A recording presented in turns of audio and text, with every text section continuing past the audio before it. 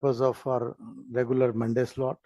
Whatever is any emergency or any sort of upcoming thing, we discuss and start discussion from the Monday seminar, taking up it to the seminar to conference level. So thank you very much, Brigadier Saab. Brigadier Kamran is a member operation NDMA. Raza Iqbal Saab, NDMA National Resources. And we have joined Dr. Tayyib ED Tech from NDMA, and we are waiting for our colleague from PMD. So they are on way. They were at the ministry. They are straight coming here. So we are starting it now. With this point, as we see that last year, we had a monsoon contingency plan at NDMA, and that was shared with other provincial level and other level with us. So we have been having some sort of a scenario planning for that last time, but unfortunately, thing turned otherwise, and there was a devastating floods last year. This year we are well preparing based on the 2025 lesson learned, and now we are in the 2026 monsoon is coming up. We would like to hear Brigadier Saab from Raza Saab from you on what is the preparation, planning, contingency kind of things with NDMA ready, and how it could be translated into the implementation at provincial level. So that would be the main talk. But before that, I would request Nasir Mehmet Saab, Senior Advisor at SDPI and Water Resources, to kickstart the discussion. Then I will hand over to Mariam for further proceedings. Thank you once again and welcome, sir. It's an honor for us. Thank you, Shafat. Thank you very much. Thank you, distinguished guests, for joining us today for this important discussion. Just a few hundred miles away from us, there's a horrible war going on, and amidst the days of war, we have to talk about something different. While all of us are perhaps mentally preoccupied with this war, what's happening around, seriously worrying for all of us. But then we can't forget that maybe a couple of months or 3 months ahead, we'll be entering in another red zone. I hope it does not, but based on the past experience, we cannot just ignore it. We cannot just sit indefinitely. Monsoons have somehow been very unkind to us in the recent years, and too vigorous as well. If I recall the last year, I'm sure all of you remember, it's just 11 months back, April last year, we were getting alarming warnings of flash drought. Not ordinary drought, but a flash drought. And there were a couple of warnings, alarms that there would be a severe drought. And it happened. In early April, I remember Lahore High Court issued a decree that no car washing. And I was worried after 10 days, maybe they asked no face washing as well. But there was so much of water scarcity last year. There were the public announcements for farmers that no water for crops is available. And particularly in Sindh, it said that only drinking water should be allowed in the canals. So that was April. And 2 months down the road, we were in the knee-deep water, particularly in Punjab, and not just in Punjab, starting from GB, but there were gloughs. And look at the variation, the diversity of disasters. As our topography and landscape is diverse, so are our climatic challenges. In GB, we had a disastrous gough, cloudburst. Then it came to Bonaire, 300 people in a single day. It's like a war. 300 people in few hours, not even in a single day, in few hours. Followed by a transboundary floods in Punjab, and then a moderate flood in Sindh, which was actually bracing for a flood of 900,000 cusics.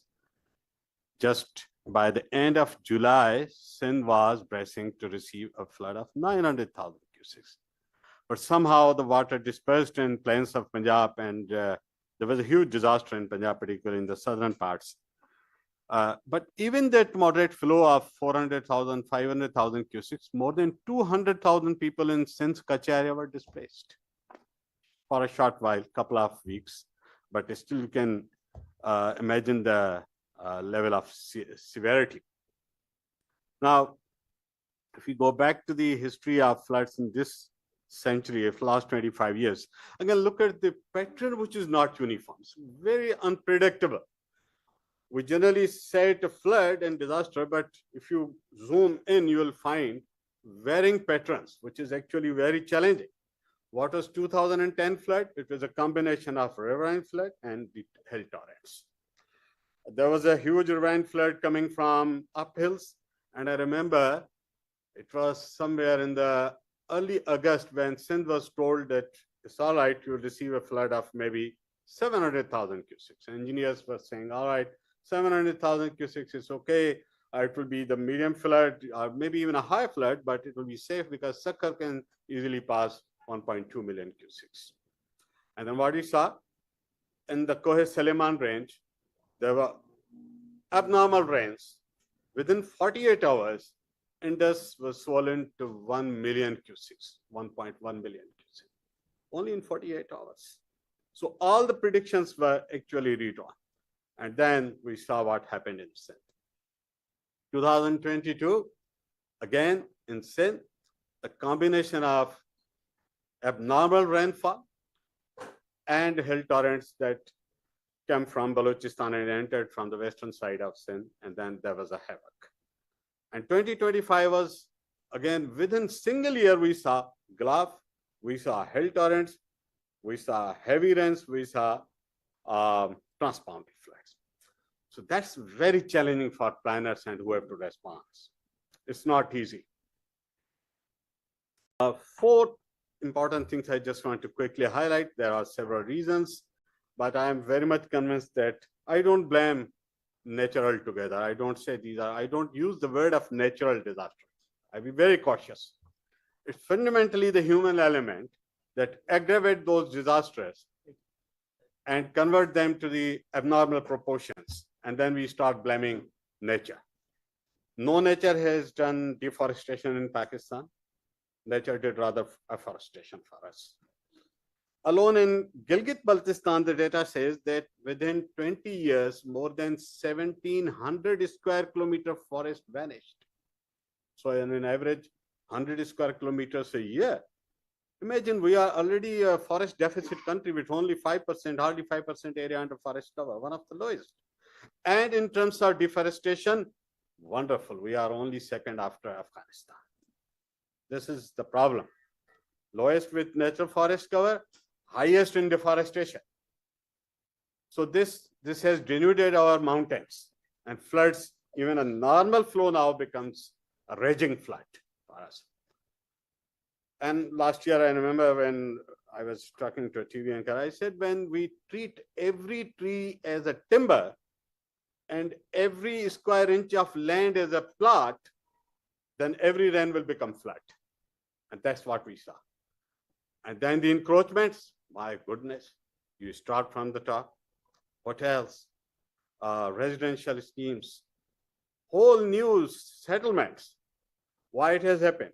Last year, I just went through the census data of 1998 compared with 2023. In these 25 years, Lahore, Bonaire, Gilgit, all those were struck by flood. Sialkot, Gujranwala, all these towns had doubled their population. So there's a limited land mass where people go there. People can't afford these expensive, horribly exorbitant land in Pakistan and perhaps elsewhere too. So then they get settled where they can find a foothold. That happened in Gilgit, that happened in Hunza. These were the flash floods that devastated those people who actually settled during last 5 to 10 years, if you look at the satellite maps.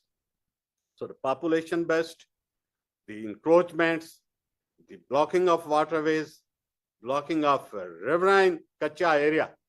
Kacha area is no more Kacha.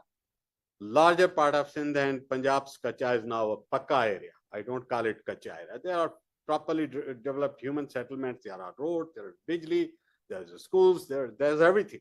How is it Kacha then? Kacha was traditionally kind of a makeshift arrangement. People would live there. Couple of months before the flood, they would migrate to the nearest embankment, just trekking their couple of buffaloes or cows and dismantle their normal, these huts, no houses at all. And after 1 or 2 months, they would come back and just broadcast their seeds to get one lavish harvest. That was the prosperous kacha. Now it's completely redone. It's no more kacha. So how this landscape has been transformed and how it is aggravating the disasters, we really need to do some serious introspection, and not just introspection, but a plan that to be executed, not to be told, not to be kept on the shelves, to be executed. So these are some fundamental challenges that I see that have actually created or adversed the problem that we face every year. I'll stop here. Our experts are sitting here. We'd love to listen to them. Thank you very much. Thank you, Nasir Saab, for setting the scene.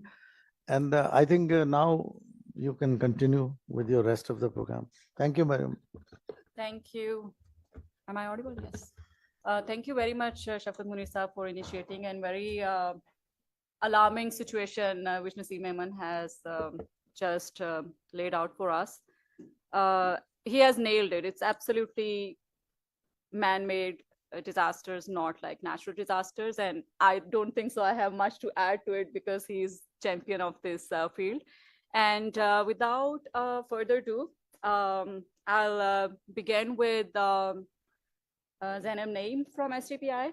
And she works a lot with circular economy and sustainability angle as well. So Zainab, would you enlighten a little bit on how community-led adaptation and circular economy approaches can play a role in building long-term resilience of livelihoods and local infrastructure in Gilgit-Baltistan under increasing climate variability?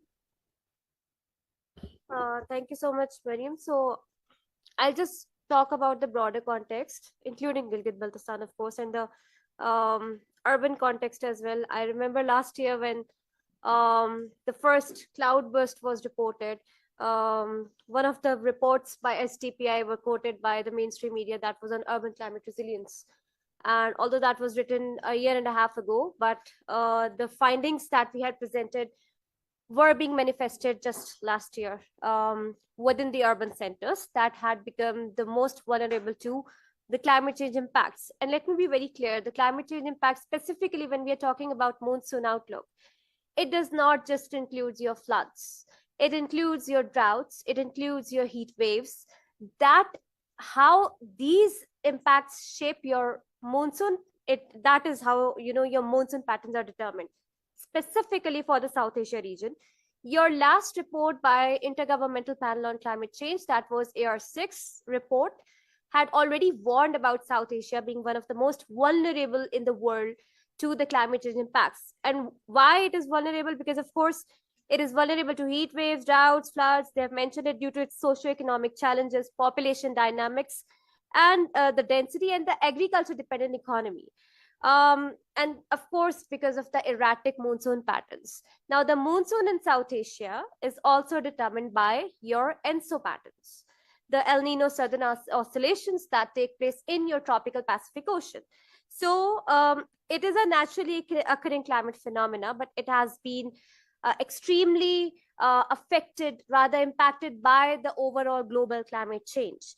And just very briefly, I'll highlight. So the climate phenomena that involves the periodic warming, that is your El Nino. El Nino determines if South Asia will experience droughts or heat waves. And La Nina determines if there's going to be rainfall in the summer season. Your western disturbances determine rainfall patterns during the winter season. Do correct me if I'm wrong, but this is how it is usually, or the general perception around it. Apart from that, throughout especially in 2022 floods, I hope you remember, the South Asia region experienced a heat dome. Earlier, we did not have spring season. I always like to quote the Murray incidents. If you remember, there was intense snowfall, people died. After a week or so, we jumped directly into summers. There was no spring. There were heat waves, consecutive recurrent heat waves, and consecutive droughts. That was the entire heat dome was dominated by your El Nino conditions.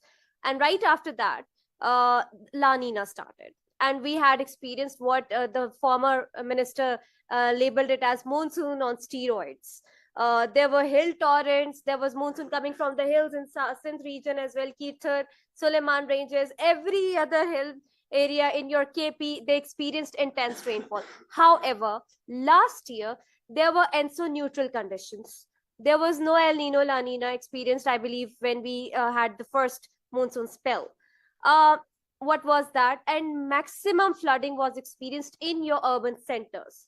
Now, this is the point that I would reiterate why your urban centers, because though it is a global climate phenomena, but our urban centers are not, they do not have the capacities to adapt to the this climate impacts, the emergencies.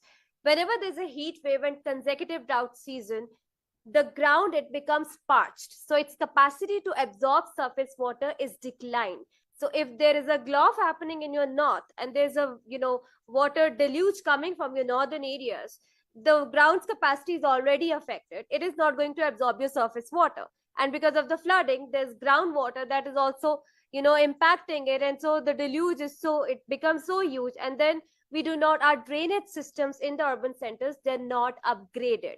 They do not hold the capacity to absorb this kind of impact. Adaptation is not there. Plus, what we are doing, we are reducing the green buffer zones. The green, वो जिसको आप कहते हैं नरम मिट्टी ही नहीं छोड़ते हम. Green buffers are being encroached. Floodplains are being encroached. Our floodplains, they are why they are called floodplains, because वहां पे पानी अपना route लेता है and वहां पे construction is not allowed. Although within Punjab, within KP, we do have floodplain encroachment acts and laws, but unfortunately there's no enforcement. A hotel collapses once in a floods, will be reconstructed and will collapse again in next floods, and it will be reconstructed. Nobody will be talking about it. There might be media talks around it, but then everybody just they become mum after some time. Then there are houses along your floodplains. Sometimes we say, oh, the river has dried up, there's not going to be water anymore, so let's construct housing societies. This is the adaptation that is not there. This is the practice that is sometimes also referred into as male adaptation. Why? Because we think that because to curtail the population that we are having, we have to keep on constructing these housing societies, and we have to encroach the drainage, we have to encroach the natural springs. You see, in your twin cities last year, there was an intense rainfall, and then what happened? In the posh housing societies, what happened?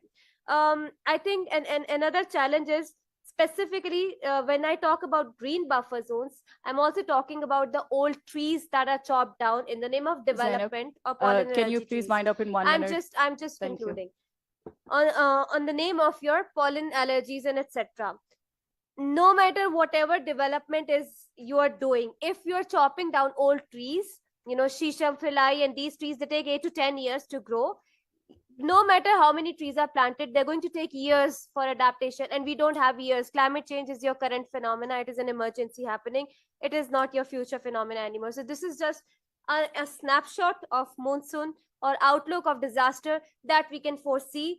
And just last point, university, there's a very latest report, I hope you can read. University of Chicago's Climate Impact Lab ki ek report aayi hai.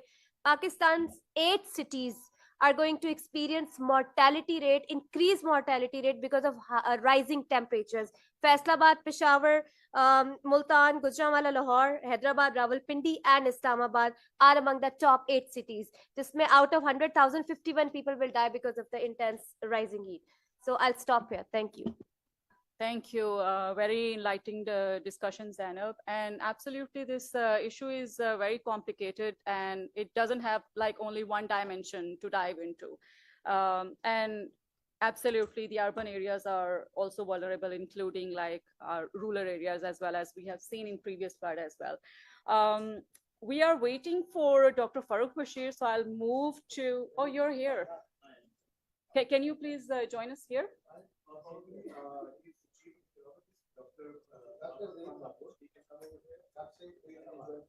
Please.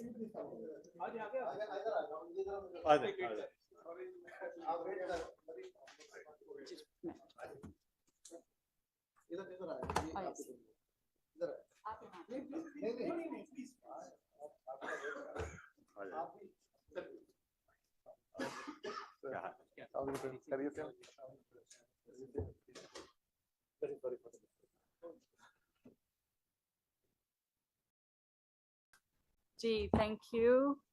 Dr. Zahir Ahmed Babar is the Chief Meteorologist at Flood Forecasting Division at PMD. Very important department when it comes to like forecasting and telling everything about flood. I had a question for you, which I'll read for you. But apart from that, if you have anything else to add, which is like more important that you're doing and I haven't touched base, please add that also. And your colleagues can also chip in with you.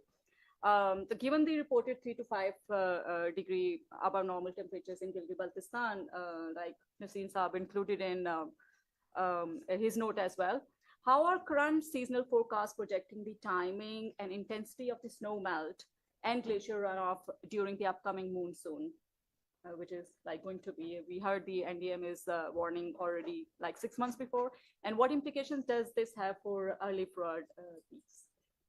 First of all, thank you very much. And I must apologize for being late, being stuck in the traffic. First of all, as we see for the seasonal forecast, for April, May, and June, what we are seeing is above normal rainfalls in the northeastern sectors, in the southeastern parts, and in the western parts. So we are likely to experience above normal rainfalls in these areas. I have a few slides as well. I think if it's not a formal presentation, I can show you the few slides as well. If I can. And the other thing is, ironically, for the last 7 years, we are experiencing below normal snowfalls. अगर पिछले 10 साल का अगर आप देखेंगे तो पिछले 10 साल के अंदर 2 या 3 दफा जो है वो अब नॉर्मल स्नोफॉल हुई है, अदरवाइज बिलो नॉर्मल स्नोफॉल्स आ रही हैं. अब बिलो नॉर्मल स्नोफॉल्स आ रही हैं और हमारे पास जो फ्लोज आ रहे हैं तरबेला के ऊपर वो एक्सेप्शनली हाई आ रहे हैं. तो इसका क्या मतलब हुआ? इसका मतलब ये हुआ कि जो हमारे पास स्नो क्यूमुलेटेड स्नो वहां पे मौजूद थी वो सारी की सारी मेल्ट हो रही है. और अगर 7 साल से अगर हम ये एक्सपीरियंस करते आ रहे हैं तो आप अंदाजा कर लें कि अगर आइंदा आने वाले सालों में भी अगर हम बिलो नॉर्मल स्नोफॉल एक्सपीरियंस करेंगे तो वो जो हमारे पास जो स्नो बैंक है, जो हम कहते हैं कि नॉर्थ में हमारा स्नो बैंक है, वो सारे का सारा डिप्लीट हो जाएगा. तो ये हमारे लिए बड़ा एक कंसर्निंग पॉइंट्स हैं कि अगर हम ये जो अभी अगर आप अबव नॉर्मल टेम्परेचर्स की बात कर रहे हैं और टेम्परेचर्स जो हैं वो अबव नॉर्मल्स ही हैं. तो इसमें नेक्स्ट प्लीज कर दें, नेक्स्ट कर दें. ये बैक करें ना 1 मिनट. ये जो अभी तक की सिचुएशन है कि अभी तक हमने क्या एक्सपीरियंस कर रहे हैं कि सबसे पहले तो हमारे पास जो मार्च के अंदर है वो हम लोगों ने अबव नॉर्मल रेनफॉल्स जो है वो एक्सपीरियंस कर रहे हैं. सिंध के अंदर हमारे पास सबसे ज्यादा जो है वो अबव नॉर्मल रेनफॉल है और पंजाब के अंदर जो है वो बिलो नॉर्मल रेनफॉल्स हैं. लेकिन अगर अप्रैल, मई और जून की तीनों महीनों की देखें तो अब तक अभी तक हमारे पास बिलो नॉर्मल जो है वो रेनफॉल्स हो चुकी हुई हैं. नेक्स्ट करें जरा. ये ग्राफ है जिसके बारे में मैं भी बात कर रहा था. आपने अभी पूछा था कि जी अगर टेम्परेचर ज्यादा होंगे और स्नोफॉल हो रही है या कम हो रही है, ज्यादा हो रही है, तो अगले पिछले देखें 8-10 साल के अंदर सिर्फ 3 पीक्स हैं. ग्रीन लाइन जो नजर आ रही है वो नॉर्मल की है और 3 पीक्स जो है स्नोफॉल की है वो हमारे जो कैचमेंट एरियाज में है. सिर्फ 3 पीक्स हैं जो पिछले 10 साल 12 साल में है.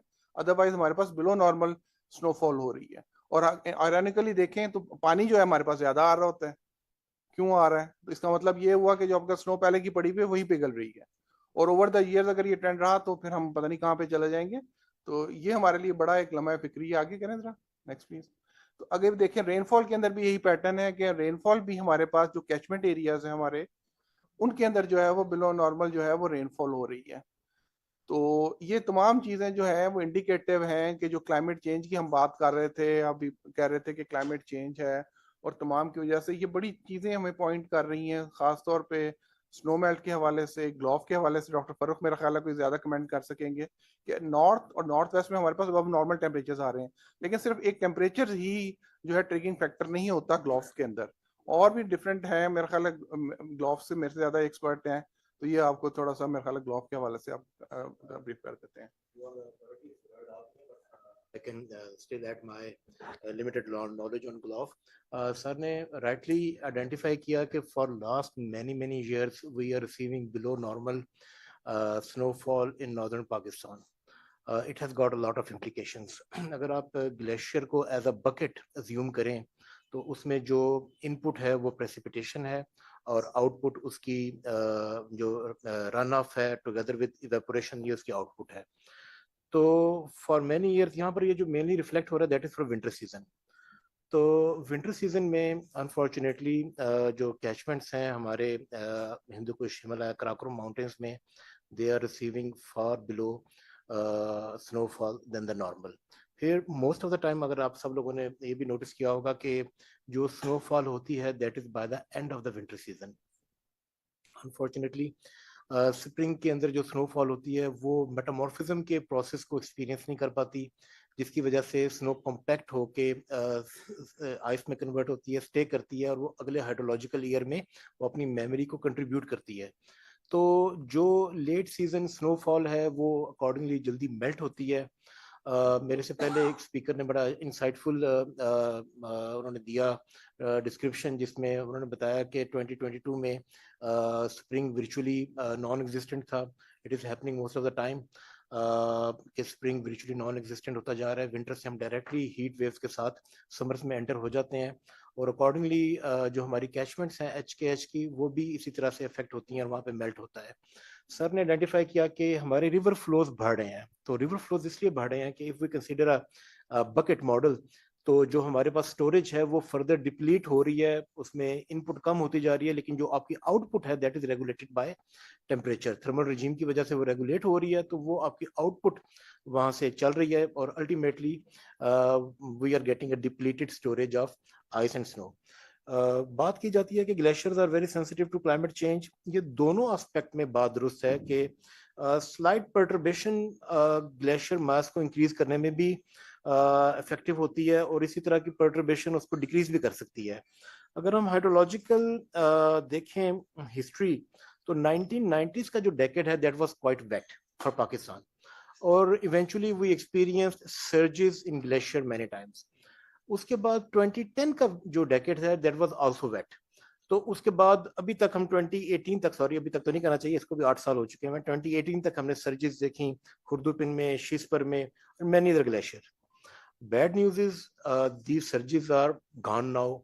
अब ऐसी बात नहीं है, अब आपको कोई सर्ज होती नजर नहीं आएगी क्योंकि we are receiving far below the normal snowfall.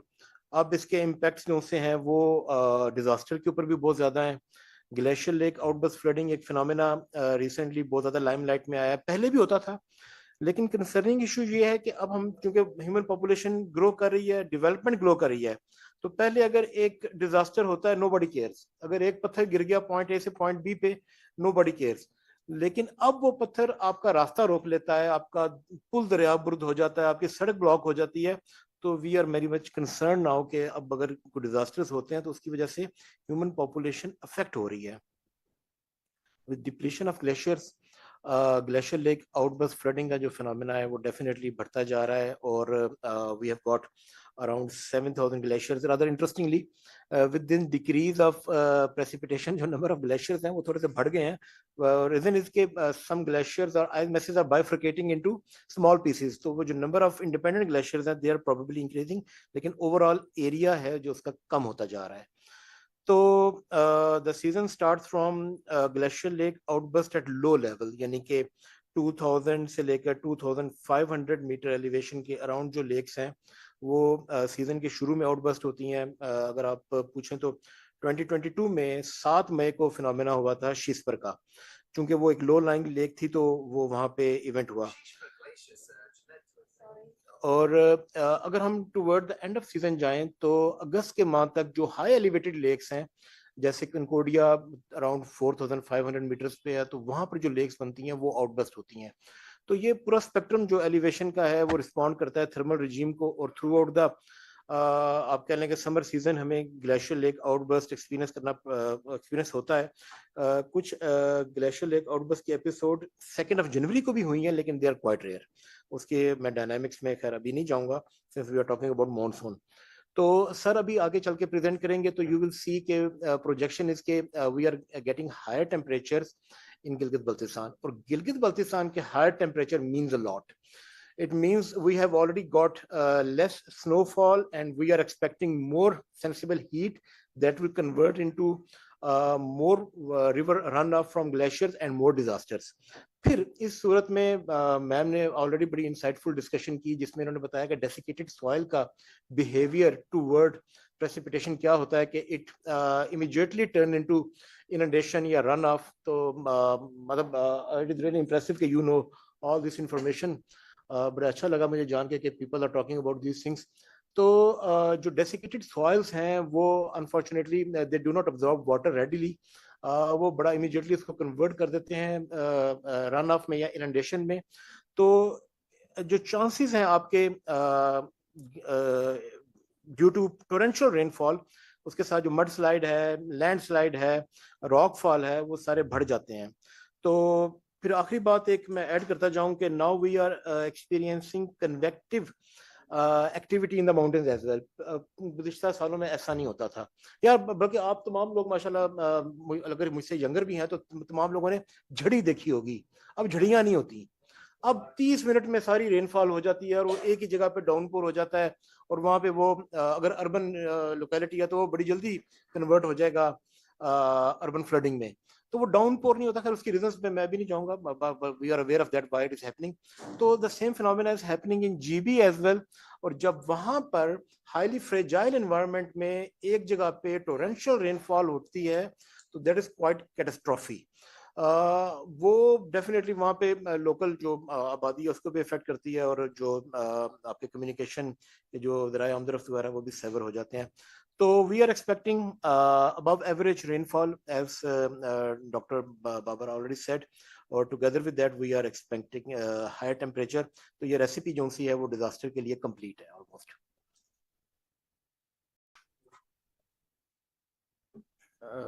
I'm not sure कि अगर आप लोगों को I'll just go through my slides as well, तो ताकि आप लोगों को एक नजर मिल जाए कि अप्रैल मई और जून में हम क्या एक्सपेक्ट कर रहे हैं और आगे क्या एक्सपेक्ट कर सकते हैं आगे जून जुलाई अगस्त में. इट्स टू फार फोरकास्ट के हवाले से कुछ कहना कि मॉडल्स अभी बिहेव किस तरह कर रहे हैं, इसके अभी क्या होगा.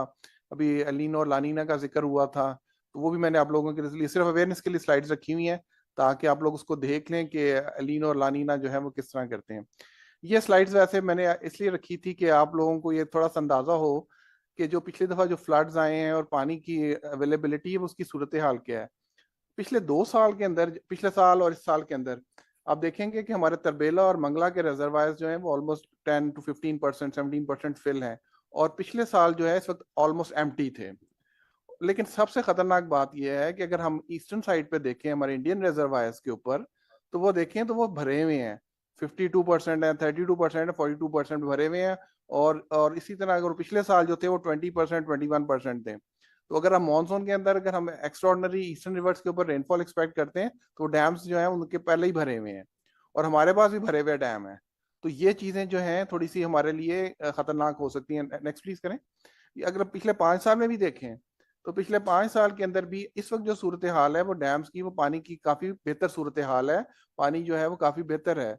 और इसी तरह भाखड़ा, पोंग और तीन के अंदर भी पिछले सालों की निस्बत पानी जो है वो भरा हुआ है. तो ये चीजें ऐसी हैं कि हो सकता है वो भी जाहिर है उसको शट ऑफ करेंगे, पानी वगैरह देंगे, कैनाल्स वगैरह में देंगे. लेकिन पिछले सालों की निस्बत अगर हम ये चीजें देखें तो ये हमारे लिए एक थोड़ा सा अलार्म बेल जो है वो रिंग करने के लिए काफी हो सकती हैं कि डैम्स जो है उस वक्त हमारे ईस्टर्न साइड पे कैसे भरे हुए हैं और हमारे अपने कितने भरे हुए हैं. Next please. क्लाइमेट ड्राइवर्स की बात हो रही थी, नेक्स्ट करते हैं प्लीज. 2 इम्पोर्टेंट हैं हमारे पास. एक तो यही है कि वो एलिनो और लानीना के हवाले से हम एनसो कहते हैं, ऑसिलेशंस कहते हैं. इसमें आप देखेंगे जो पिक्चर्स हैं उसके अंदर एक रेड टंग नजर आ रही है और एक ब्लू टंग नजर आ रही है. रेड टंग से मुराद है कि जब ट्रॉपिकल पैसिफिक के अंदर टेम्परेचर जो है नॉर्मली हाई हो जाएंगे उस वक्त क्या सूरत हाल होगी. और जब वो नीचे वो देखेंगे तो अब लानीना है, जब कोल्ड टंग हम उसे कहते हैं कि अब नॉर्मली टेम्परेचर जो है वो कम हो जाएंगे. तो उस वक्त जो सर्कुलेशन फिजिक्स में नहीं हम जाते. नेक्स्ट करें प्लीज. एक क्लिक और कर दें. तो उस वक्त जो देखेंगे आपके टोटली रिवर्स हो जाती है. हाई प्रेशर्स और लो प्रेशर्स साइंस में भी नहीं जाते लेकिन ये टोटली ऑपोजिट हो जाती हैं कंडीशंस. और उन कंडीशंस के ऑपोजिट होने की वजह से हमारे ऊपर कुछ इम्पैक्ट्स आते हैं. आगे करें नेक्स्ट प्लीज. इसके अलावा एक और फिनोमेना हम देखते हैं वो है इंडियन ओशन डाइपोल, आईओडी कहलाता है. उसके अंदर अगर आप देखें कि तो हमारे ट्रॉपिक्स के ऊपर जो ऑस्ट्रेलिया है उसके ऊपर एक ब्लू पूल बन रहा है नजर आ रहा है, और हमारे वेस्टर्न साइड पे मदागास्कर की तरफ अफ्रीकन हॉर्न के ऊपर रेड है।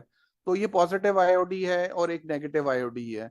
इन दोनों चीजों का इम्पैक्ट जो है वो हमारे जो है मानसून के ऊपर आता है। डिफरेंट स्टडीज हैं, वो कहती हैं कि ज्यादा आता है कम आता है, लेकिन बहरहाल कुछ ना कुछ आता है। वो क्या आता है नेक्स्ट स्लाइड में देखें प्लीज। अच्छा, उससे पहले एनसो फोरकास्ट देख लेते हैं कि आइंदा आने वाले दिनों में हम लोग क्या एक्सपेक्ट कर रहे हैं। कि आइंदा आने वाले दिनों में हम जो है वार्म एपिसोड जो है वो ज्यादा एक्सपेक्ट कर रहे हैं कि टेम्परेचर जो है वो राइज करेंगे जो ट्रॉपिकल पैसिफिक के अंदर है। इसी तरह नेक्स्ट करें, इंडियन ओशन डायपोल में भी हम positive conditions IOD positive expect करेंगे। और इन दोनों चीजों की वजह से, यानी कि वार्म टेम्परेचर्स की वजह से ट्रॉपिकल पैसिफिक में और आईओडी पॉजिटिव होने की वजह से हम क्या एक्सपेक्ट कर सकते हैं। नेक्स्ट करें। ये है ओवरऑल जो एक जनरल सा पैटर्न है कि इस तरह हो सकता है। अगर आप राइट साइड पे देखें तो जो ब्लू आप शेड्स नजर आ रहे हैं, तो उसके अंदर वो जो आप अगर हमारे पास एलिनो कंडीशंस होंगी तो वहाँ पे अबव नॉर्मल रेनफॉल्स हो सकती हैं इन दोज मंथ्स। और वो ऑलमोस्ट मार्च अप्रैल तक जो है वो अबव नॉर्मल रेनफॉल्स जैसे कि अभी हम एक्सपीरियंस कर रहे हैं एक्सपीरियंस करेंगे। लेकिन अगर आप वार्म ब्राउन शेड देखें तो हम एलिनो कंडीशंस में मोस्ट प्रोबेबली हमारे पास ज्यादा प्रोबेबली ये होती है कि मॉनसून जो है वो हमारे पास सप्रेस आता है। लेकिन आईओडी देखें तो आईओडी पॉजिटिव आ रहा है। अब दोनों चीजों का इंटरप्ले जो है वो हमारा मॉनसून जो है वो डिटरमिन करेगा कि अभी बहुत अर्ली है और अर्ली स्टेजेस में इतने हमसे मॉनसून कैसे बिहेव करेगा, वो थोड़ा सा जो डिफिकल्ट है। नेक्स्ट प्लीज करें। नेक्स्ट करते हैं।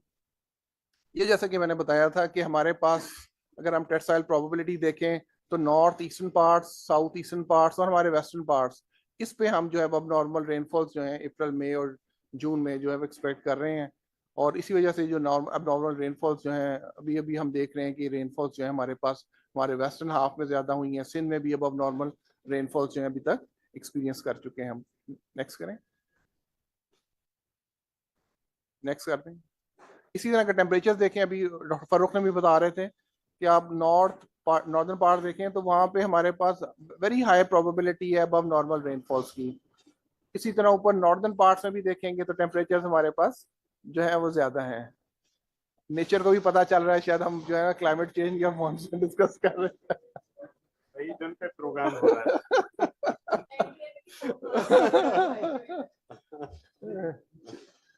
Next please. अगर ग्लोबल सेंटर्स की फोरकास्ट देखें तो अप्रैल मई और जून की, वो भी हमारे जो मेट ऑफिस की फोरकास्ट है उसके लिए अकॉर्डिंगली है कि नॉर्दर्न और नॉर्थ ईस्टर्न पार्ट्स जो है हमारे पास हैं। उसमें जो ऊपर लेफ्ट साइड लेफ्ट पैनल पे टॉप मोस्ट है वो WMO की है, वो इंसाम्बल फोरकास्ट है। नीचे ECMWF की फोरकास्ट है। राइट साइड पे यूके मेट ऑफिस की है। तो जो ग्लोबल सेंटर्स हैं वो भी इसी तरह की फोरकास्ट जो है वो दे रहे हैं। नेक्स्ट करें। ये बड़ी प्रिलिमिनरी आउटलुक है और बहुत अर्ली स्टेजेस पे है, सिर्फ आप लोगों को एक आउटलुक देने के लिए कि मॉडल्स कैसे बिहेव करते हैं। अगर 1 महीने बाद या 2 महीने बाद अगर हम दोबारा बैठे तो शायद ये फोरकास्ट जो है वो टोटली डिफरेंट हो गई हो। इस वक्त जो हम देखें तो पाकिस्तान के ऊपर जो है वो ब्राउन शेड्स आ रहे हैं। तो इसका मतलब है कि अप्रैल मई जून और जून जुलाई अगस्त में शायद हमारे पास जो है सप्रेस रेनफॉल्स फिलहाल जो है वो मॉडल्स जो है वो दिखा रहे हैं। सप्रेस रेनफॉल है अभी जो मॉडल्स दिखा रहे हैं वो सप्रेस रेनफॉल दिखा रहे हैं, लेकिन नेक्स्ट मंथ हो सकता है ये चीजें जो हैं वो चेंज कर जाएं। लेकिन अभी ये जो WMO की फोरकास्ट है, जो इंसाम्बल फोरकास्ट है, वो भी यही कह रही है। नेक्स्ट करें प्लीज। और आगे जो हम देखें यूके मेट ऑफिस की फोरकास्ट भी और ECMWF की फोरकास्ट भी, तो ये तीनों फोरकास्टें जो हैं अभी तक कंसिस्टेंट हैं कि बिलो नॉर्मल रेनफॉल्स जो है खासतौर पे मॉनसून के अंदर सदर्न हाफ के अंदर वो हम एक्सपीरियंस कर सकते हैं। लेकिन बिलो नॉर्मल रेनफॉल्स होने का हरगिज ये मकसद नहीं है कि आपके पास एक्सट्रीम वेदर इवेंट्स नहीं हो सकते हैं। ये चीज़ बड़ी इंपॉर्टेंट है कि हम लोग कई दफ़ा समझते हैं कि हम बिलो नॉर्मल रेनफॉल्स होंगी तो शायद एक्सट्रीम वेदर इवेंट्स नहीं होंगे। जो फ्लड्स हैं वो एक सिंगल इवेंट से रेनफॉल से जनरेट हो सकते हैं। इसी तरह फ्लैश फ्लड्स हैं हमारे एरियाज में, वो भी एक सिंगल रेनफॉल से वो जनरेट हो सकते हैं। क्योंकि एक महीने की रेनफॉल अगर लेट से कि 150 मिलीमीटर रेनफॉल एक महीने के अंदर होती है और वही 150 मिलीमीटर अगर 2 दिन में हो जाती है 110 मिलीमीटर हो जाती है, तो बिलो नॉर्मल तो रेनफॉल रहेगी, लेकिन वो जो 2 दिन के अंदर बारिश होगी वो आपके लिए एक कैटास्ट्रोफी जो है वो क्रिएट कर देगी जी। तो ये चंद गुजारिशात थी मेरी, मेरा ख्याल है मैंने पिक्चोरल जरा नजर आने में आसानी रहती तो मैंने इसलिए आपके लिए रख लिया था। So if you have any questions, points of discussion, you are most welcome. Thank you very much. I think that's what we were looking for, that what is actually the outlook of monsoon so far. There is lots of data and there is lots of prediction, and modeling is quite accurate to tell at least 70 to 80% that what's going to happen in monsoon. Now, the next step is the sharing of that information, like the early warning system based on the data NDMA and the relevant departments generate. So I'll move to Dr. Tayyab, that we know that there are like early warning systems that exist, and it has improved over the passage of time, but still in remote areas, many remote areas, we are particularly discussing about Gilgit-Baltistan. There are lots of areas where the press releases and the communication being released on media doesn't reach to those areas. So what is NTMA planning on that? Do you have updates to share with us on those? Bismillah ar-Rahman ar-Rahim. Before reflecting on the question that has been asked, I will share some few preliminary slides that are in accordance with the PMD's overall outlook, both for the April, May, and June, and for the long-range climatic outlook. Earlier, it was being shared in detail that this year we are expecting an El Nino situation. And normally El Nino situation, or the ENSO cycle, primarily means what is happening in the equatorial Pacific Ocean. Now, it is already being established that equatorial Pacific Ocean mein, the eastern part of the equatorial Pacific Ocean near the Peru, if you reflect on the western coast of Peru and Ecuador, we would have more heat accumulation as compared to the heat in the Coral Sea, or towards the north eastern side of Australia, the Coral Sea, the Queensland region mein.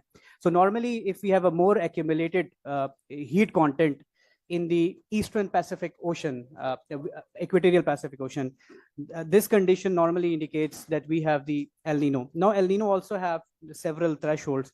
Normally, if the sea surface temperature anomaly is 0.8 degrees centigrade plus, meaning that the eastern part of the equatorial Pacific Ocean has gathered more heat, and normally it happens because of the weakening of the trade winds and also the Kelvin waves that basically suppresses and it moves most of the heat toward the eastern Pacific Ocean. So this year we are expecting, as PMD has already explained, or multiple models are suggesting, that this year we would be witnessing El Nino. And this El Nino, in the multiple models, are also indicating that this year the El Nino will hit around plus 2 degrees centigrade sea surface temperature anomaly, meaning that the El Nino in the later part of this year, in the October, November, we will be having a strong El Nino.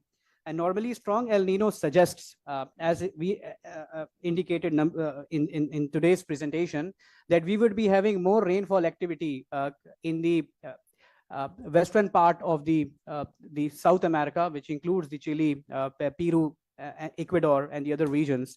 While this also indicates lesser rainfalls in the Southeast Asian regions, the Australia, and also for South Asian regions, the El Nino for the monsoon summer, it normally indicates the suppressed rainfall. But there is another important fact that we need to highlight while discussing about the El Nino. Normally, ENSO में जब positive El Nino phase develop होता है, so the sea surface becomes more warmer and the oceans gather more heat. And when the ocean gathers more heat, it means that the total lands, जो पूरा दुनिया की surface है, 71% of that ocean is covered, of that area is covered with oceans. And if the ocean starts trapping more heat, they will release more heat as well. So normally El Nino increases the overall land surface temperature. So normally we have seen 2024 was an El Nino year as well. And it was historically the most जिसमें heat सबसे ज़्यादा content थी. And then we have seen in 2015 we had the El Nino situation as well. So we have historical references जिसमें El Nino की वजह से the global temperature एक तरफ rise हुआ, but on the other side if the ocean traps more heat and if it releases more heat, it creates regional variabilities. It means that even in the context of Pakistan, some areas we can say that suppressed rainfall activity would happen, but this type of ENSO situation with a positive El Nino triggers the localized events, like yani localized events की probability बढ़ती है. And as sir explained that normally El Nino के अंदर the form of rainfalls changes, यानी कि जो normal stratoform की rains हैं, it shifts towards the convective rains. यानी during the El Nino situation, the probability of monsoon burst rather than the monsoon spells. So normally we in the literature we use the word the monsoon burst. यानी एक event होगा few days में and it would create a flood situation.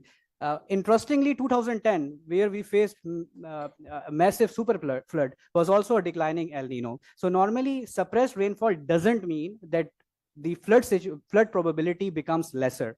This year we have two folded threats. Number one, the north region of Pakistan, and not only the north region of Pakistan, the entire 36 parallel, which includes the Himalayan range as well, from eastern Himalaya to the western Himalaya, the Hindu Kush, and the other northern regions of the South Asia would witness high temperature.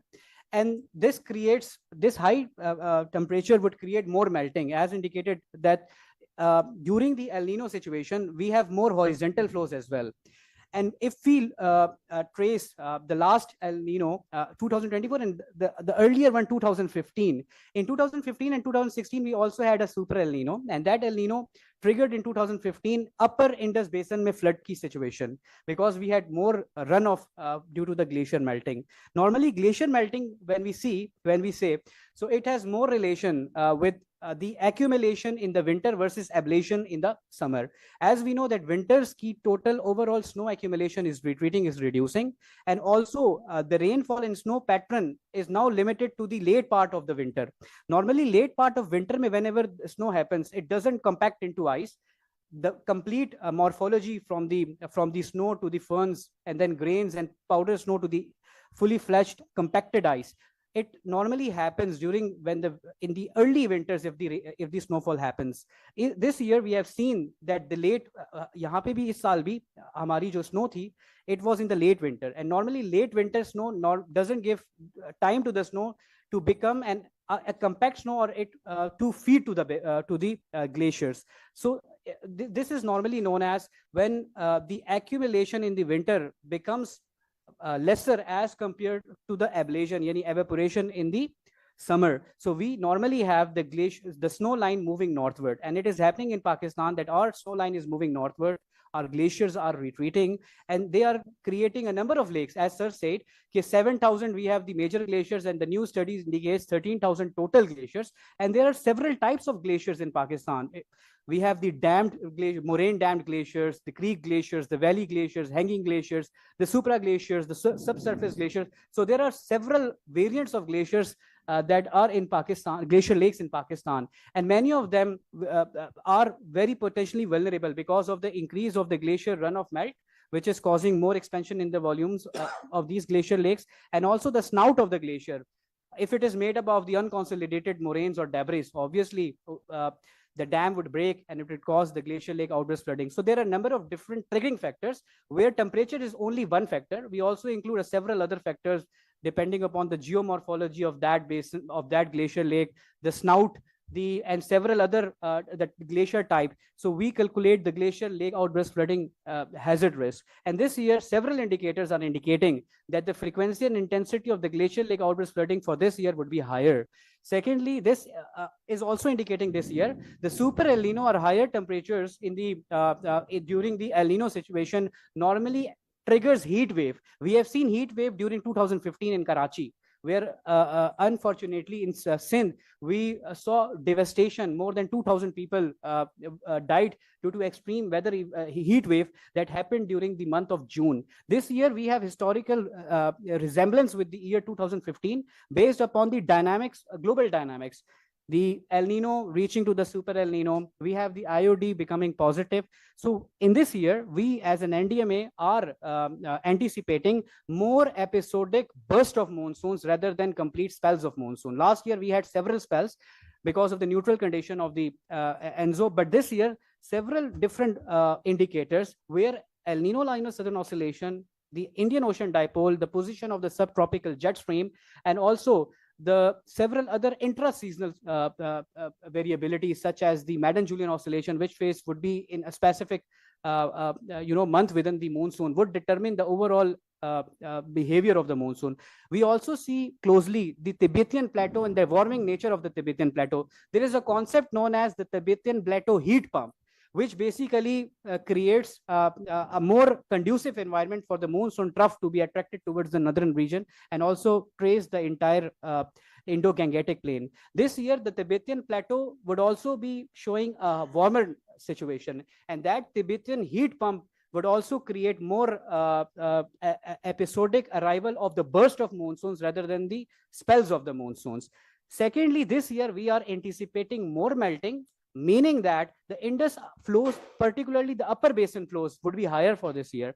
Secondly, as sir indicated, that the Pong, Bhakra, and Teen, different dams that are on the eastern part of that holds the water in the eastern rivers of Pakistan, they're also this year are showing historically high values, reference to the historical values. So we are also, even if there is one burst that happens in the Himachal Pradesh or in the Pir Panjal range or in the lower Shivalik range, these ranges, if any monsoon burst happens, it will again trigger the activation of the eastern river. But we are more worried about the northern glaciated hazards, particularly the increased frequency of glacial lake outburst flooding for this year, and also the flash floods, torrential rains, and cloudburst. Even as sir said, that our weather pattern got changed, and now from the sporadic rainfall or the stratiform rainfall, the rain pattern has become convective rainfall. Convective rainfall means that there would be more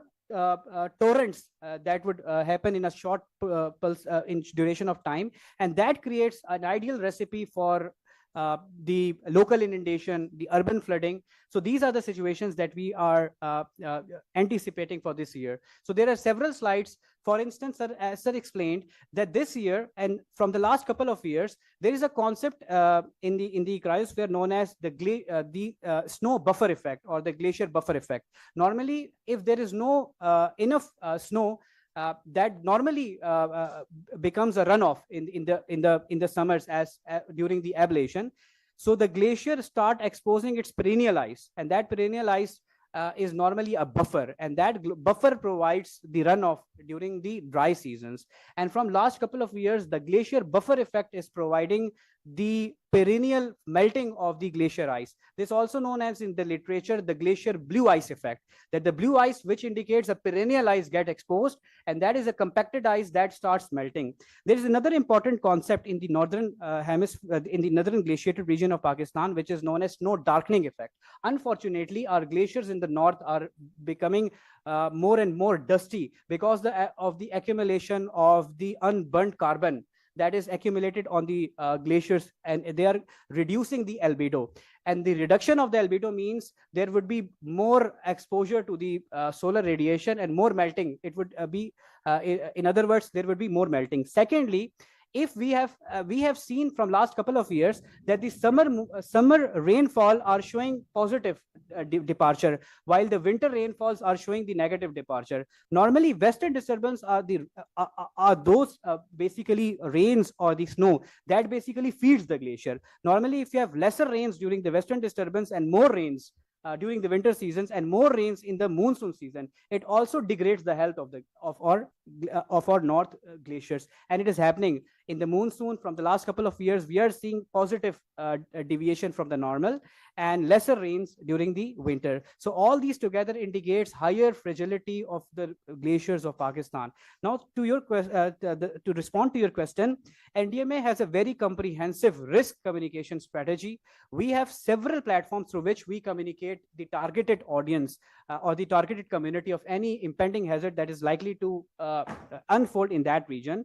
One of that is that we believe in the whole of a community, whole of a society, whole of a government or approach. Whole of a community approach means that to reach to the last mile or to reach to the last targeted affected person.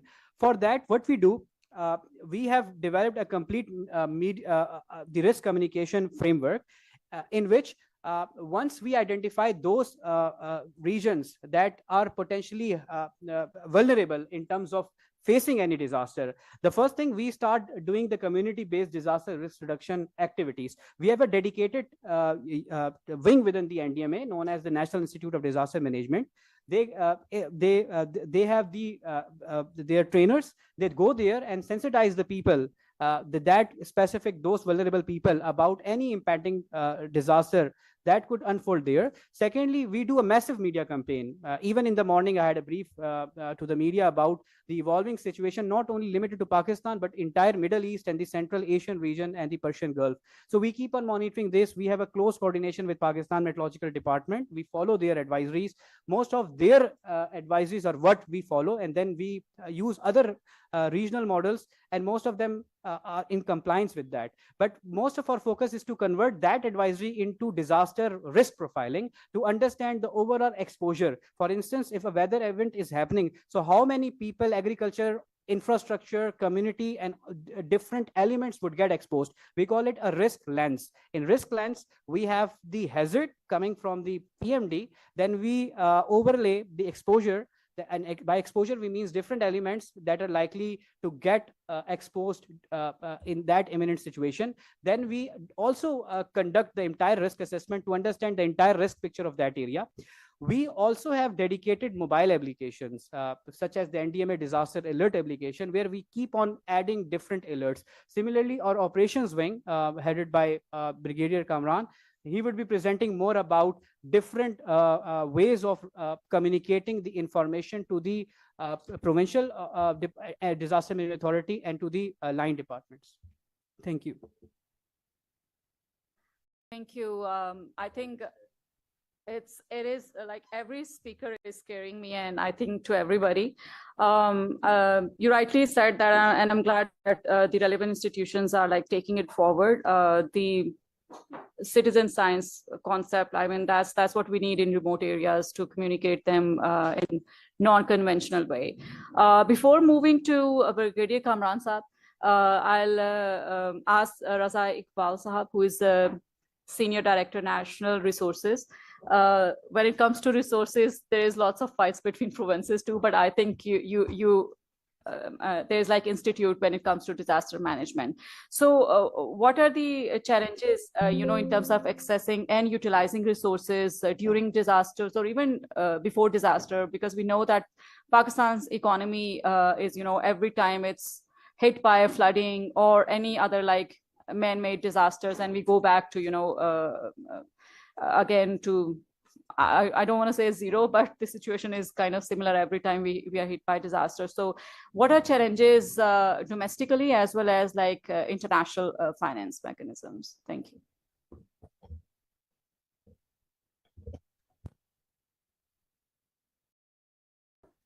Well, you took me by surprise with this question. In fact, I was thinking that I'm going to deflect this question to the Brigadier Kamran. But since you're asking about the national resource, so national resource, in fact, is a newly, developed wing that was established in NDMA very recently.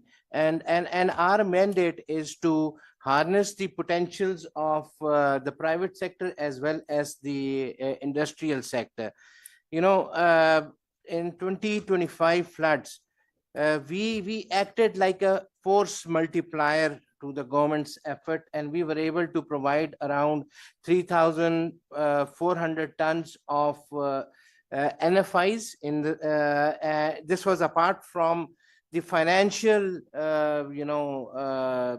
input that came in from different agencies. Now, it's not easy to tap into the private sector and the industry, especially once they respond that, there are so much of taxation going on and the profit rates are coming down. And since we are tapping the CSR of those industries, so it's not, easy to ask them to provide. But still, I would say that the response that came in, it was quite encouraging. What we do not have is a framework that on which everybody agrees to, provide the response in case of any situation. अभी हमारे साथ मसला ये है कि इसके अंदर सिर्फ एक एक्टर ये एनडीएमए ही नहीं है, there are so many others. इसके अंदर कॉमर्स मिनिस्ट्री वाले भी हैं, इसमें इंडस्ट्रीज वाले भी हैं, ministry of industries and production वाले भी हैं.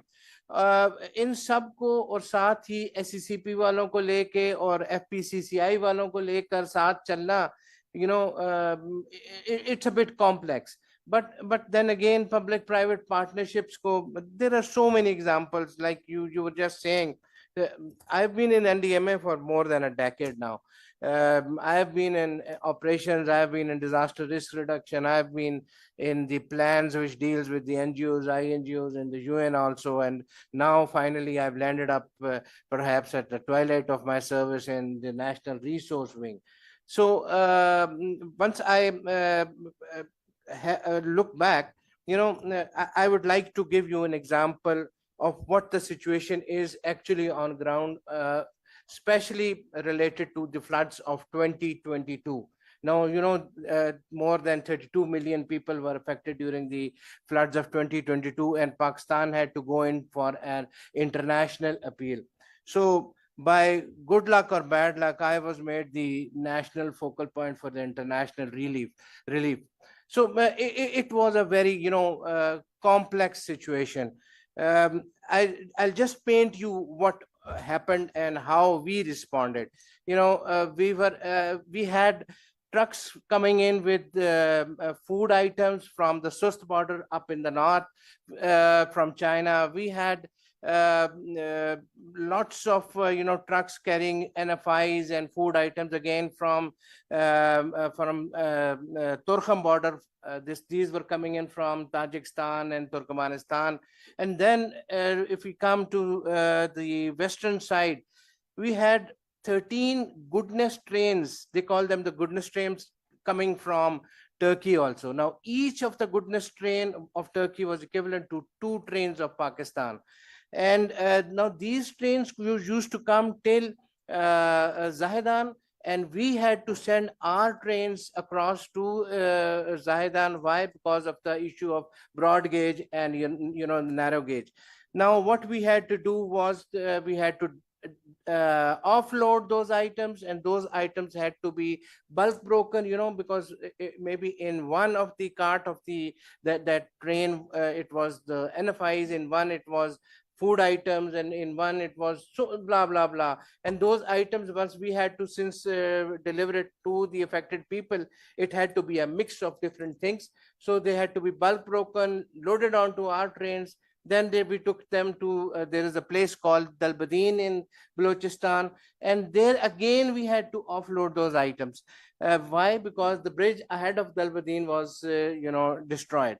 Here the role of WFP came in a major way. They provided us with about more than 5,000 trucks to in the entire period of this flood response in which the NDMA was engaged. Now we had 4 logistic hubs also, and these logistics hubs were established at Islamabad Airport, Karachi Airport, Sakhar Airport, and Quetta Airport. Most of the flights, they came in at Karachi, and then Islamabad, then Sakhar, and then in the order of priority, and then in Quetta. It was not simple affair that a flight was coming in with different items. We had a number of things to do. First, a country had to offer us that. In fact, we had highlighted already that this was the need of the country for the affected people. This was highlighted through the Ministry of Foreign Affairs to different countries. And then those countries used to offer that, okay, now we are going to provide you with these items. This was communicated to the crisis management unit of Ministry of Foreign Affairs in Pakistan. It was then in turn communicated to me, and I was at the logger's end because I had to give the briefing even at 2 and 3 o'clock in the night to the chairman and the national authority. And then it was decided at that time that, okay, we accept this thing, and we do not accept that. And once this thing was accepted, it triggered a number of steps further on.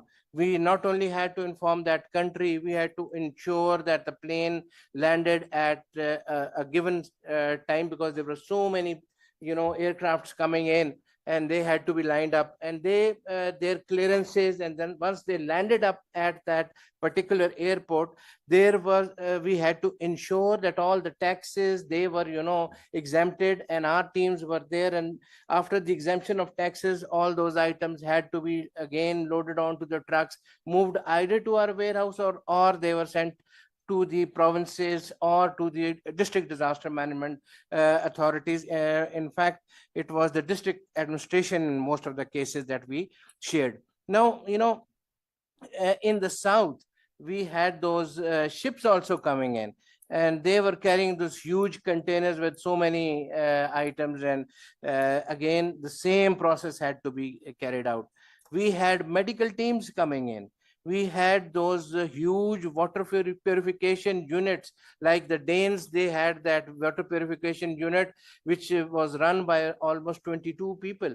And those, water purification units had to not only be had to be moved to the particular area where there was a requirement for water, and there had to be a water source, of course, there, and their protection, their administration, and blah blah blah, so many other things that had to be done. So just to highlight that these were the things that were done by NDMA, and it was a pretty complex affair, and and I have not touched upon the appeal process that went in, the sleepless nights that we spent with the discussing many things with the UN agencies.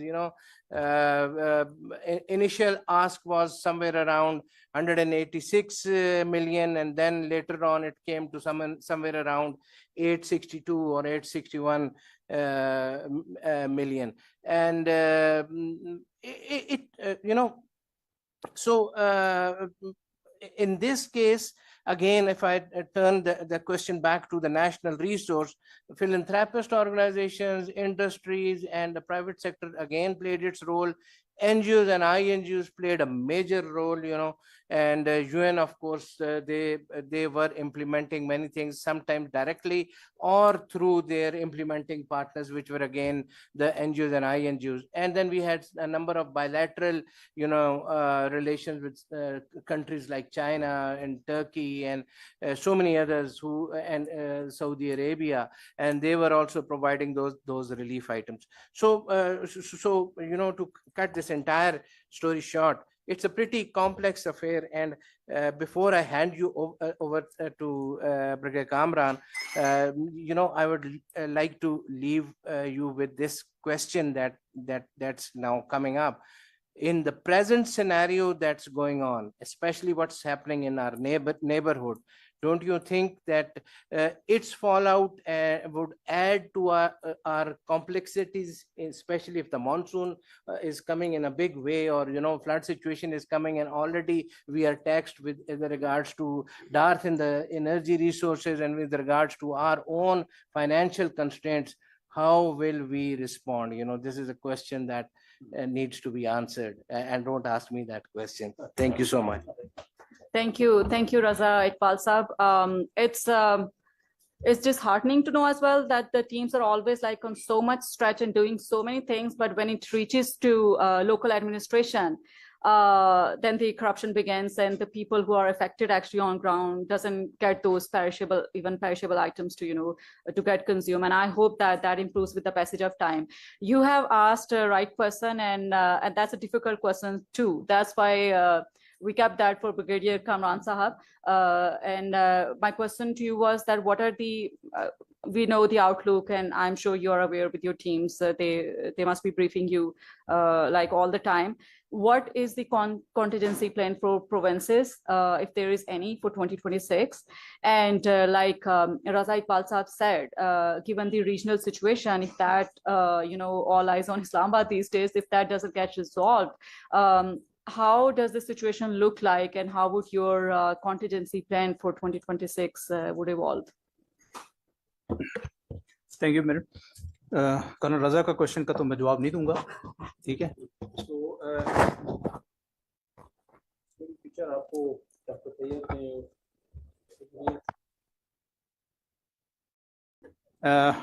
I'll give you some comfort.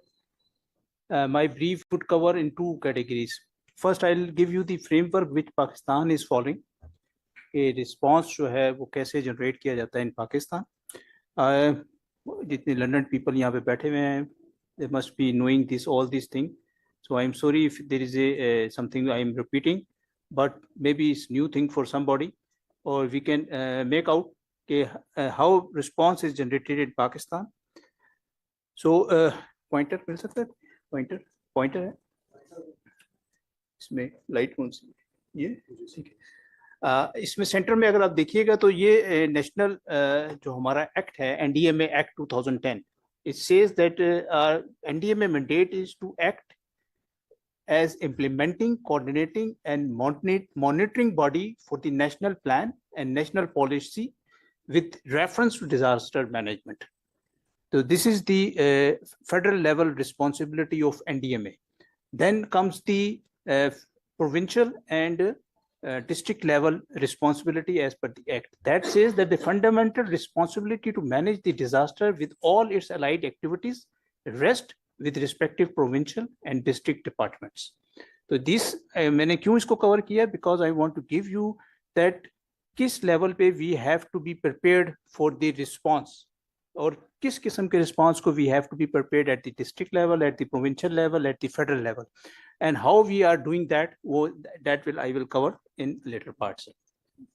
So देख लीजिए नीचे दिया हुआ है कि category 1, category 2, that is tier 1, tier 2 response is generated by the district and the provincial level. Then comes the tier 3 response, that is the federal level response, and we NDMA that comes in, and we also coordinate with the nationwide, then federal resources as well as with the international community. So this is the framework which is being followed in Pakistan. And on the left side, if you see, this is the response sequence which at the federal level NDMA is following. First of all, we get the early warning from PMD, from our technical department. Then we have a National Institute of Disaster Management. They are mandated to connect Pakistani universities with international universities, get the best practices and pass it to the provinces and districts. Then we have a media directorate which is responsible for the risk communication. The question which was asked earlier, that how risk communication, so there is a complete risk communication strategies being followed. PMD, they are very active. They generate their weather forecast and they pass it on. And then we have a technical wing for long-term weather forecasting. They pass it on. We have a mobile application. It was covered by Tayyab. I hope you have that mobile application in your mobile. How many have this mobile application in your mobile? 1, 2, 3, 4. So this is our preparation for the monsoon. We should all have this mobile application on our laptop. We should have the PMD mobile application. That is very active mobile application. Every time, every message is sent that how is going to be the weather, how is going to be the, it will affect in which areas. So that is the response. We have to keep ourselves updated. So we have to follow that mobile application. Then we have a website as well on our net. PMD has the website. Continuously it is being updated. Then we go to the national media. Tayyab was on Geo News in the morning and he was conveying all the forecast of today's weather, tomorrow's weather, next 15 days weather. PMD, you listen, their DG and their Dr. Saab, they always come on TV and they convey their messages. Then we use all the social media. And we have the this social media platform, it is being used and we communicate. And nowadays we are working on the global mobile application. We are trying to reach complete world and convey all the forecasts which we made. Then we have the technical application I have covered. Then the disaster risk reduction. That is another subject. Before the disaster, we have to reduce its impact. So disaster risk reduction, complete strategy is being followed and we are following that. Then we have the infrastructure advisory wing in our NDMA that is continuously trying for infrastructure audit all over in Pakistan to reduce the disaster related to the infrastructure damages, might be public or private. Then comes my job, that is the operation and logistic. That is the job when there is an impact of any disaster, then I come in and I respond and coordinate the national response. I will cover later how I coordinate that. Then our wings of planned wings, it coordinates with all the NGOs, all the international NGOs, UN agencies in case we need any assistance from them. Then we have a international coordination wing that coordinate with all the ministries, all the foreign government all abroad in case we require any assistance. So then we have another wing which is coordinating with all the international militaries in case we require any assistance from them.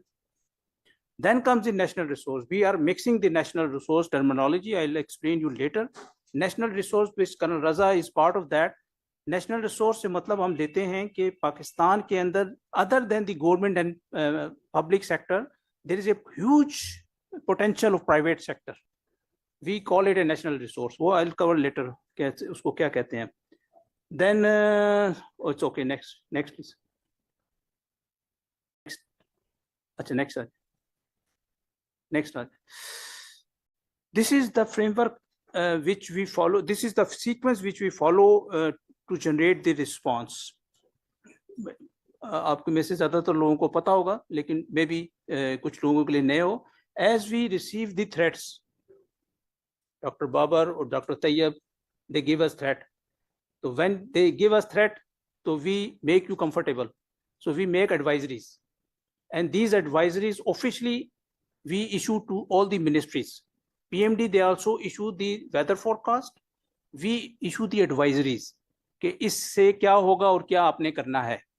Then these advisories are shared officially with all the key ministries at the federal level. We share it with the provinces, with all the military headquarters, all diplomats. Then we share it with all the NGOs, private sector, academia. How many of you people have seen these advisories? It is available on our website as well. So every person in Pakistan or abroad can have the access of these advisories. Next. Acha, impact ho gaya. How we coordinate the response. So left side pe, if you see, these are the key ministries which are involved with us to generate the response. Ministry of Foreign Affairs, Ministry of Interior, Climate Change. ये सारी आप देख लीजिए. Then for the technical input, we ask the SPARCO or GSP for any assistance. And as earlier given that the PMD is the main FFD, they give us the early warnings, they give us the input. So their input, then we coordinate with and these all information is passed to the provincial disaster management authorities, district disaster management authorities, armed forces, rescue services, because I covered earlier, they have to respond to any disasters. Or if needed, then we go and coordinate with UN, United Nations, or international NGOs in case we require any assistance from them. Next. अच्छा, ये slide आप देखिएगा कि at the NDM में we have a national disaster management plan. That is a long-term plan which is for the next 10 years. And it is issued by the NDMA. It is also available on website. Based on that national disaster management plan for 10 years, I prepare national disaster response plan that is issued annually. So for the 2026 national disaster response plan, it is issued, which covers overall framework, how the response is being coordinated in Pakistan. Then based on this national disaster response plans, if you see at the top of the slide, you see from January to December, we have divided for ease of our coordination. Thank you. Ease of our coordination, complete calendar year into 4 equal quarters. January to February, that is the first quarter. April to June, that is the summer season. Then comes the July to September, that is the monsoon season. Then comes again October to December, that is the winter season. And each quarter has specific hazards. Har saal aati hai, we know that. So we have divided that quarter. So basing on our national disaster response plan, we prepare a contingency plan before the start of the quarter. So nowadays we are following national disaster contingency plan for 2020 January to March, that is the winter season. So ये हम कैसे बनाते हैं, I'll cover that. तो इसके लिए before the season start, we conduct a national level coordination conference in which we all the stakeholders which I have mentioned in last slide, all the provincial departments, all the federal level departments, and we listen to them what is their preparation for the next quarter.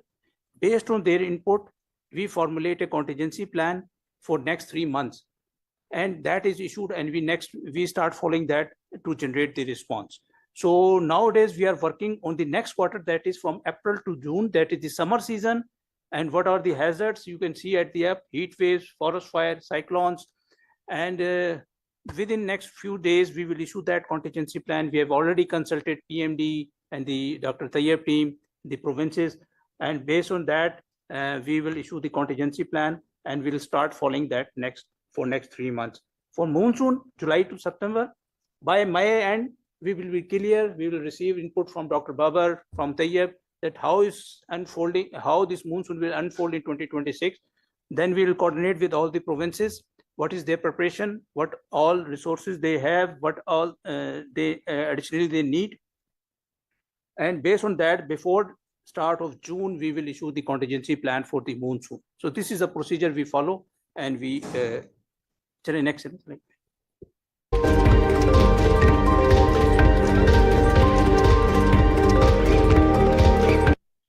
अच्छा, ये अगर left side पे आप देखिएगा तो disaster response plan, which is at the top. It is available on our website as well. You can read it.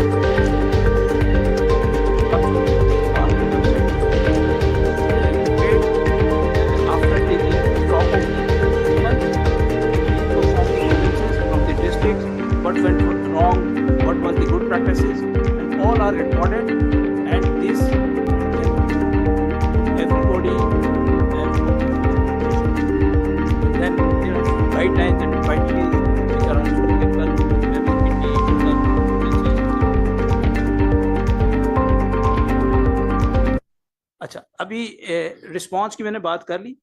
Then response का there is a very important segment is the providing relief to the immediate relief to the affected population.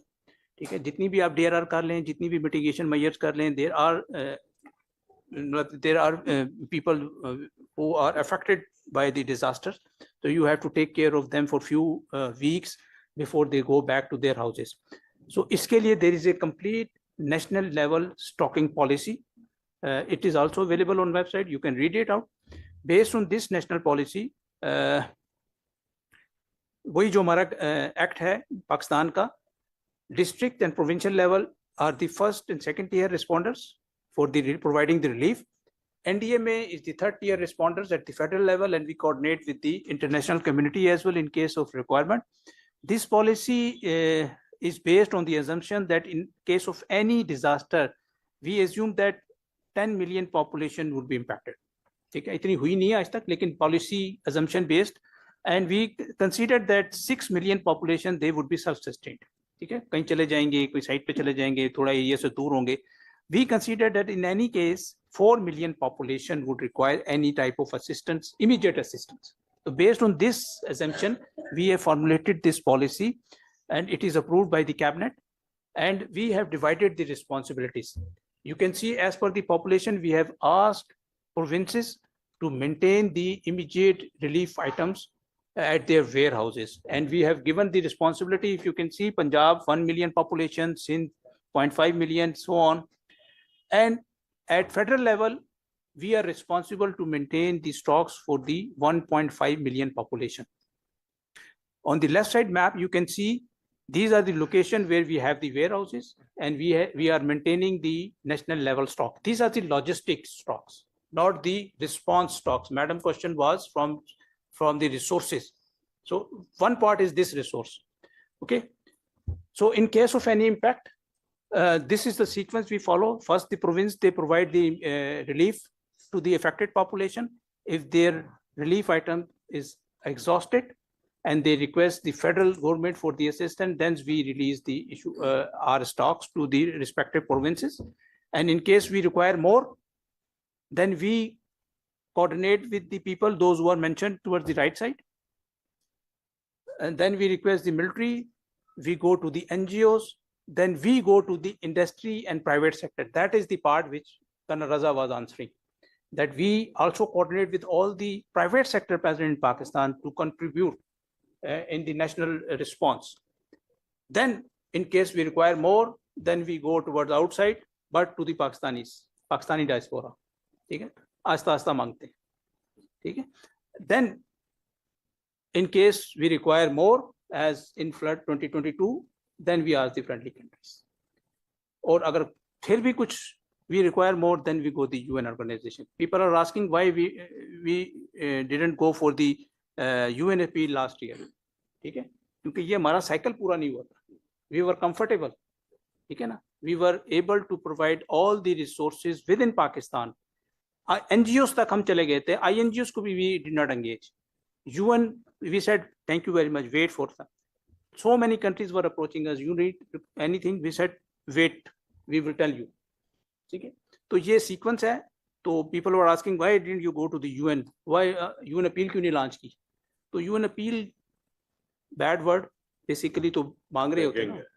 तो क्या होता है, when we have the resources, so we should utilize that resources. ठीक है ना? Lot of people have worked a lot since 2005 earthquake. So although we are still not perfect, but we have improved a lot, and that's why we are sitting here today. Next slide. अच्छा, ये जो colonel रजा बात कर रहे थे ना कि 22 का फ्लड के बाद वी हैड एन एक्सपीरियंस कि जो इंटरनेशनल कम्युनिटी ने हमें एड प्रोवाइड की. So there were so many things which were not as per our customs. Food items, dresses, ठीक है ना? कंट्री आपको एड दे रहे हैं, but they are giving very cheap things which you don't require. ठीक है ना? So we have decided that if we get the assistance from any other country, so we will ask for the high-end items. ठीक है? Low-end items we can produce inside Pakistan, we can generate within Pakistan. ठीक है? अल्लाह ना करे कि ऐसा time आए कि we need a low-end item as well. So these are the items which we identified and we coordinated with these countries. कि in case of any disaster, if you ask your help, then you have to provide these things. ठीक है ना? Minor चीजें हम खुद कर लेंगे. Next. अच्छा, in Pakistan, we are utilizing all available resources, air, land, sea, to move these resources at the federal level. Next. अच्छा, अभी second part पे मैं आता हूँ Monsoon 2025 and 26 के response के लिए. हम वैसे generally we think that 2025 बहुत disaster था, हम लोग कुछ नहीं कर सके, ऐसा नहीं है. ठीक है? I'll give you the picture. You can analyze it yourself. If you find it, so you can tell me later. Next. Delete हो गई ना करें, करप्ट हो गई, हम खुद ही करप्ट हैं. ठीक है, अच्छा नेक्स्ट चलें. अच्छा, इसमें वो इसलिए डिलीट हो गई है जो सी वो थी कैजुअलिटीज वाली थी. कैन वी एक्सेस इंटरनेट है? इंटरनेट को करके ना जरा अपनी एनडीए में वेबसाइट पे जाके लास्ट सिट्रिक्स मॉनसून की खोल लेना. डैशबोर्ड खोल लो ना, डैशबोर्ड लास्ट खोल लो. वो मैं आपको थोड़ा बताना चाहता हूँ ना, ये कि हम जो सोचते हैं वैसा है नहीं. ठीक है ना? लोग क्रिटिसाइज बहुत करते हैं, लेकिन we should appreciate the efforts of the district and provincial disaster management authorities. और वो क्यों करना चाहिए वो मैं आपको बताता हूँ. अच्छा, ये आप लेफ्ट साइड को ना देखिए, राइट साइड को देखिएगा. हाँ, देखिए, this is the final state. ये डेली बेसिस पे सिट्रेप हम इशू करते हैं after getting the input from the provinces. और ये dashboard is available on our website. So you can even UN, international NGOs, international, ये हमने लास्ट ईयर डेवलप किया था. डेली बेसिस के ऊपर हम इसको अपडेट करते हैं. ठीक है? देखिए, from 26 June last year monsoon started and it remained till 30th of September. Practically, it was till 10th of September, but it was passing through the Sindh. So we extended it time till 30th of September. This was the casualty. एक minute, ऊपर. Total disease reported 1037, injured 1067. अच्छा, अभी इसमें देखिए Punjab 332 disease reported, ठीक है. KP 509 maximum. Why? There was one incident at Buner, cloud burst. ठीक है ना, 257 I think it was the casualties of that incident. बाकी scattered है. इसी तरह पंजाब की भी scattered है. Sindh, they reported 90. ठीक है, although floods were very normal there in Sindh, लेकिन incidents, इक्का दुक्का incidents जो थे वो report हुए. Balochistan, few scattered incident in different districts, 38 were reported, AJK 38, and ICT, they initially reported 9, but later on when they found out that it is only 4, not 9. ठीक है, next चलिए, आगे चलिए. ये इसके अंदर gender wise भी है, ठीक है, और question was asked that the why male casualties are more than the female. So this is the question. Why male 584 male death disease and 170 female. Question है क्यों हुआ? ठीक है, ज्यादा बाहर थे, बुनेर में ज्यादा थे, बाजार में थे, तो वो यू कैन एनालाइज इट. ठीक है ना, आगे चलिए. इंजर्ड को मैं छोड़ता हूँ, आगे चलिए, टाइम बचाने के लिए आगे चलिए. डैमेज, बस ये जो है ना, हार्ट अटैक भी मेल को ही आते हैं, जितने देखे ना मेल होते हैं, गंजे भी हम पहले ही हो जाते हैं. ठीक है, चले वो क्रिपिंग हम छोड़ देते हैं, क्रिपिंग छोड़ देते हैं. अच्छा, नेक्स्ट देखिए, damage, house damages they were reported, maximum were in Punjab. ठीक है, अभी ऊपर जाने एक चीज मैं दिखाना चाहता हूँ, कॉजेज ऑफ डेथ. ये अब इसको एनालाइज कीजिए. This is the thing which we need. अगर हम डेथ्स को देखें, 1037 डेथ्स है ना, इसकी कॉजेज ऑफ डेथ देखिए. छोड़ दीजिए क्लाइमेट चेंज को, ये जो हमने बड़ी बड़ी बातें की है ना अभी, इन सबको छोड़ दीजिए. देखिए क्लासेस ऑफ डेथ में सबसे ज्यादा किससे हुई है? फ्लैश फ्लड से. फ्लैश फ्लड की मेन रीजन क्या थी? डॉक्टर साहब ने फरमाया था. ठीक है, इंक्रोचमेंट एरियाज, वाटर वेज के अंदर कंस्ट्रक्शन, बिल्डिंग कोड्स फॉलो ना करना, basic things. If you improve the basic things, we can reduce 43% of our casualties. अच्छा, सेकंड लार्जेस्ट रीजन क्या है? House collapse. This is the major reason. कल भी जो डेथ्स हुई हैं 5 बन्नू में, because of the roof collapse. Roof collapse से सबसे ज्यादा डेथ्स हो रही हैं. इसके लिए तो कितनी साइंस चाहिए हमें पाकिस्तानियों को, कि छतें पक्की करनी है हमने. कच्चे घर हैं, छतें गिरती हैं, नीचे फैमिली सो रही होती है, complete family that I. If you improve these 2 things, you can reduce your casualty from 1000 to 500. ठीक है ना. देन थर्ड क्या है? लैंडस्लाइड्स. डॉक्टर साहब ने ऑलरेडी हाईलाइट कर दिया क्यों आती हैं लैंडस्लाइड्स, हमारी अपनी नालायकी से. ठीक है ना. Cutting of trees, lightning. अच्छा, इसमें एक और चीज भी है, वो है इलेक्ट्रिफिकेशन. इलेक्ट्रिफिकेशन की कितनी हुई है इलेक्ट्रिफिकेशन की वजह से डेथ? ये 28 इलेक्ट्रिफिकेशन की वजह से. क्या है ये? वाटर की जो बाहर तारें नंगी पड़ी हुई हैं, खंबे नंगे हैं हमारे. ठीक है, बारिश होती है, पानी खड़ा होता है, house collapse and this electrification. These 2 things we can improve without any effort. ठीक है, बाकी आप लोग इसको जितना प्रमोट कर सकते हैं, हाईलाइट कर सकते हैं, we can go. नेक्स्ट चलें. ठीक है, जस्ट एक फैक्टर के लास्ट ईयर बड़ा रेस्पॉन्सिबल टूरिज्म हो रहा था, वार्निंग्स के बावजूद. मैं आता हूँ, आप आते हैं, आगे चलें. चलें, छोड़ दें इसको, बस बंद कर दें. स्लाइड पर ये आप देख लीजिएगा, इसके अंदर you can analyse it, you can suggest any improvement in it. Slides पे आ जाएं. अच्छा, ये तो रिस्पॉन्स था ना.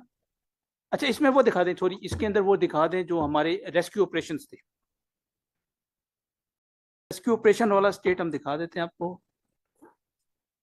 अच्छा जी, for this 3 months all over Pakistan there were more than 5700 rescue operation were conducted. ठीक है ना. So we must appreciate our rescue services, provincial government, district government, arm forces. And because of this rescue, and these rescue operations were conducted because of the early warning provided by the PMD and technical. ठीक है, और हमने कितने लोगों को save किया है वो फिगर दिखाएं जरा. How many people were saved in these rescue operations? 3.1 million people. अगर ये अर्ली वार्निंग्स ना होती तो ये कैजुअलिटीज 1000 ना होती, ये 20,000 30,000 होती. ठीक है. So because of the early warning, we were able to timely evacuate these number of people and displace them to the camps. And after 1 month, they were moved back. So this is the success story rather than a हम अपने लोगों को criticise करें. ठीक है. ठीक है. Definitely climate change is a factor. Changing जो है erratic weather is a factor. But we are improving, and alhamdulillah our rescue services, they are improving and learning with passage of time. आगे चलें slides के अंदर. अच्छा, ये slide show करती है what all resources were mobilized for the immediate logistic need of the affected population. ठीक है. इसमें भी वायरस की वजह से काफी वो हुआ है. देखिए, these were the areas in which the relief operation was conducted. On the right side of map, you can see these are the areas, and total contribution of the relief, top of the graph you see almost 22, last slide, 22,000 tons of relief items were provided to the affected population, 3 million population that was in camps. And इसके लिए भी हमने we coordinated at NDMA level. From the provinces, their share is mentioned. मुझे यहाँ से थोड़ा नजर नहीं आ रहा. And in yellow page, in yellow is the provincial share, and the first one green, provinces, they are the federal level help, so we provided from the federal resources.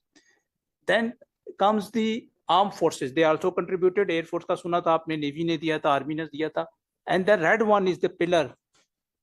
ये किनका है? इनको मैंने निचोड़ा था. ठीक है ना. I tried कि national resource, provincial resource should be conserved. और जितनी NGOs थी इन सबको I mobilized. ठीक है. और इनसे हमने maximum share relief items में इनसे दिलवाया था. Then the last one is the Colonel Raza portion, which he was talking about. We also mobilized all the factories, all the industry sector in Pakistan. We requested them to contribute to the welfare of the people and affected population, and they contributed. And so national resource जितना खर्च हुआ उससे ज़्यादा हमने NGOs और private sector से contribute करवाया था for the affected population. So this is a sequence, क्योंकि इसके बाद we go to the INGOs, इसके बाद then we go to the international community, and then we go to the UN. So we had the cushion, लेकिन alhamdulillah we were safe and we were comfortable. Next. ये वो तफसील है कि कौन कौन से आइटम्स है, कितना टन किस प्रोविंस को दिया. So we'll not go in detail. Despite our मतलब कि thanks to many countries, लेकिन कुछ countries ने जबरदस्ती हमें दे दिया. China, USA, Bahrain, ठीक है ना. तो we were saying that we don't require, but उन्होंने दे दिया था. तो that we also incorporated in the national response. Next. अच्छा, ये एक थोड़ी busy slide है, मैं I will not go in detail. These were the action जो कि हम किसी भी season start करने से पहले we take and prepare for that quarter. ठीक है. I told you that we have a 4 quarters contingency plan, 1, 2, 3, 4. So before the start of the quarter, there are so many activities we coordinate. There are so many conferences, court conferences with the provinces, taking stock of these items, relief items. So वो हर एक के लिए जो है ना, तो ये monsoon का season होता है, disaster early warning 3. तो उसमें जो activities हुई ये आपको mention है third column के अंदर कि कौन कौन सी activities हम करते हैं before we go into the season. Next. और ये है 2026. अभी देखें फर्स्ट कॉलम जो है ना, that is the January to March. तो ये एक्टिविटीज हैं जो which we have conducted for the preparation. And now we are going for the second quarter, April May June. उसके लिए जो हम तैयारी कर रहे हैं वो इसमें एक्टिविटीज मेंशन है. And for the monsoon season, although it is from July to September, but it's activity has already started. ठीक है ना. बल्कि जो post monsoon report 2025 है, that is the first activity for the preparation of the monsoon 2026. If you study that report, it is also available on the monsoon. We have suggested few action by the provinces, by the district, by the different ministries. If they take it, that is the preparation for the monsoon 2026. Next. अच्छा, ये मैंने कुछ crux निकाले थे उस report से, इसको मैं ज्यादा तफसील में नहीं जाता। मोटी बात, इंक्रोचमेंट्स खत्म, buildings as per the building codes, urban areas drainage system, ठीक है, रूफ कोलैप्स, इलेक्ट्रिशियन जो होती हैं, बिजली क्या तारें सीधी कर लें हम, ठीक है, और तो we can reduce our casualty to 80%, we can reduce, and that is the preparation. बाकी जब डिजास्टर आता है तो पीपल रिस्पॉन्स, ठीक है ना। Logistics, we are maintaining our stocks at the national level, provinces they are maintaining their stocks, ठीक है। अर्ली वार्निंग, मतलब अभी तो मेरे ख्याल में इतनी अर्ली वार्निंग मिल रही है कि हम खुद तंग आना शुरू हो जाते हैं, ठीक है। और इंसिडेंट रिपोर्टिंग भी हो रही है, एडवाइजरीज गाइडलाइंस भी जा रही हैं, we can improve that, but main thing is we have to improve the capabilities of our district disaster management authorities. We have to improve the capacities of the our rescue services, those who are the first responders, ठीक है। और बाकी I have covered. Next, I hope there is no question because it's time to break that. Thank you. Very comprehensive. Thank you, Brigadier Kamran Sahab. It's very, very comprehensive. और I think जो institute directly involve होते हैं, जो follow कर रहे होते हैं आपके काम को, उनको तो मालूम होता है कि इतना काम कर रहा है। Criticism तब भी आता है जब information जो इतना ज़्यादा काम करने में आप लोग लगे हुए हैं, वो बताया नहीं जाता कि हम ये कर रहे हैं। तो that was one of the reason to call this seminar here as well, to know the contingency plan, but also to know the efforts which relevant institutions in technical capacity or in execution they are putting. And what we require, as you said, is we need good governance to actually achieve whatever your institutions are doing. Like you said, we don't have time for question and answer session. It was very comprehensive presentation. I don't think so there would be questions. So I'll directly move to Shafkat Munir Saab for shield distribution, please. But if you have any question, then, you know, it doesn't mean that we are closing down. Yeah, there are 3 hands. We do have. Chale, okay, I will take the question. Ali first. Yeah, Ali, and then I am coming to you, and then to you. There are 3 questions.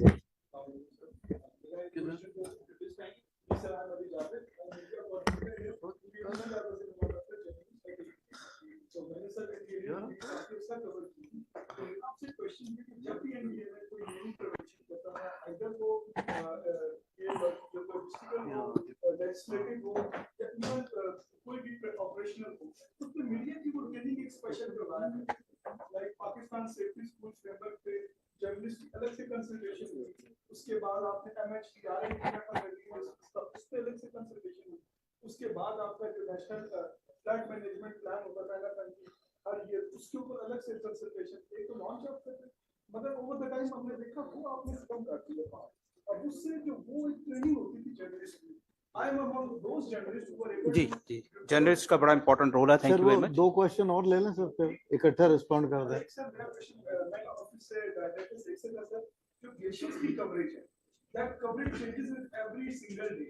Day 1 पे terminology, technical terms, day 2, third और उसके end conclusion तक, तो journalist की आपकी वो कोई guidelines ऐसी अवेलेबल है जिसको कोई जर्नलिस्ट पढ़ ले और एटलीस्ट जब रिपोर्ट कर हो तो प्रिसाइजली वो रिपोर्ट करे, इस पे थोड़ा सा Tahir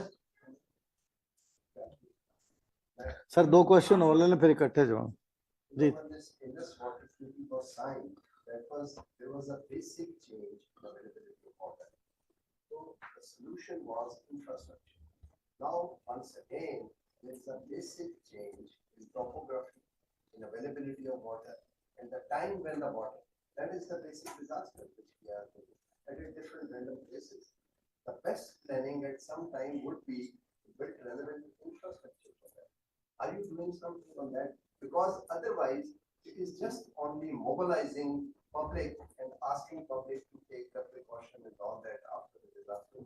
But mitigation and adaptation, both that need infrastructure that need to be planned, like dams, whatever. Neelam. Thank you, sir. Sir मेरा क्वेश्चन है, आपने जिक्र किया कि आप एक्सपोयर मैपिंग भी आप करते हैं, तो आपका जो रिसेंटली एडवाइजरी आपकी आई है जिसमें आपने बताया कि जो बुबर विलेज है गिलगित बल्तिस्तान में जिसमें ग्लोव का जो है ना इंसिडेंट हो सकता है, आल दो वहाँ पे हमने पिछला भी देखा तो कुछ आपके जो है ना उस पे रिसर्च में कुछ कहता है कि वहाँ पे क्लाउड ब्रस्ट हुआ है, क्योंकि वहाँ पे कोई एज सच ग्लेशियर बड़े लेवल पे एग्जिस्ट नहीं करता। तो जो अभी आपका न्यू एडवाइजरी आया है तो उसमें हम क्या एक्सपेक्ट करें, क्योंकि वहां पे क्लाउड ब्रस्ट का हो सकता है, या आपने जो एडवाइजरी दी है वो ग्लोव की दी है? कहाँ की बात करें, कौन सा इलाका? बुबर विलेज गिलगित बल्तिस्तान गजर की। सेकंड क्वेश्चन सर इसी के साथ मेरा ये है कि जो आपके कंटीजेंसी प्लान्स आप बनाते हैं ईयरली, तो पास्ट में हमने देखा कि 22 की और 25 के फ्लड्स में भी हमारे जेंडर बेस्ड जो वायलेंस है उसको जो है ना कितना आप इसमें कंसीडर करें, क्योंकि आफ्टर पोस्ट फ्लड्स हम देखते हैं सबसे ज्यादा जो है ना वायलेंस जो है वो होते हैं और फीमेल इसका जो है ना सबसे ज्यादा सफर हो रही होती है। इसका मैं काउंटर क्वेश्चन करूं, जीसीसी का ये जो जेंडर बेस्ड वायलेंस, आपके पे क्वेश्चन पे आता हूं मैं सर। आपकी 2025 कितने इंसिडेंट आपको रिपोर्ट हुए हैं जेंडर बेस्ड वायलेंस के? नहीं ग्लोबली नहीं, जनरल बात नहीं, स्पेसिफिक टू 2025।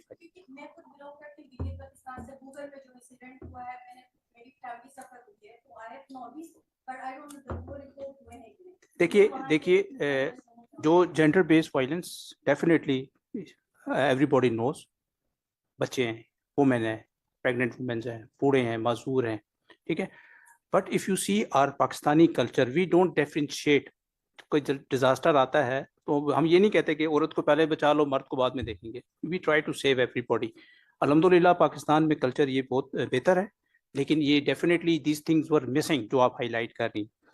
और that's why since last 2 years if you see NDMA में there is a dedicated gender and child cell, ठीक है ना, we have dedicated part, it is the part of our disaster risk reduction wing and they have the complete activities calendar, complete years।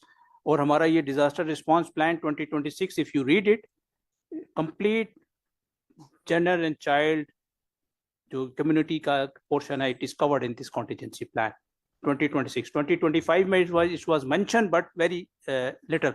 ये क्योंकि ये भी मैंने खुद बनाया है तो आई नो इट, क्योंकि इसके अंदर complete chapter there is a GCC present in it. Sir contingency plan का जवाब हो गया सर। आपका जो your concern is absolutely right, ठीक है ना, वी नीड इंफ्रास्ट्रक्चर, ठीक है ना। So we are also highlighting it since long, हर बंदा ही कर रहा है, everybody knows to the concern quarters, FFC, FABDA, government, that we should build the infrastructure to store this wastage of water. How much water did we lose last monsoon?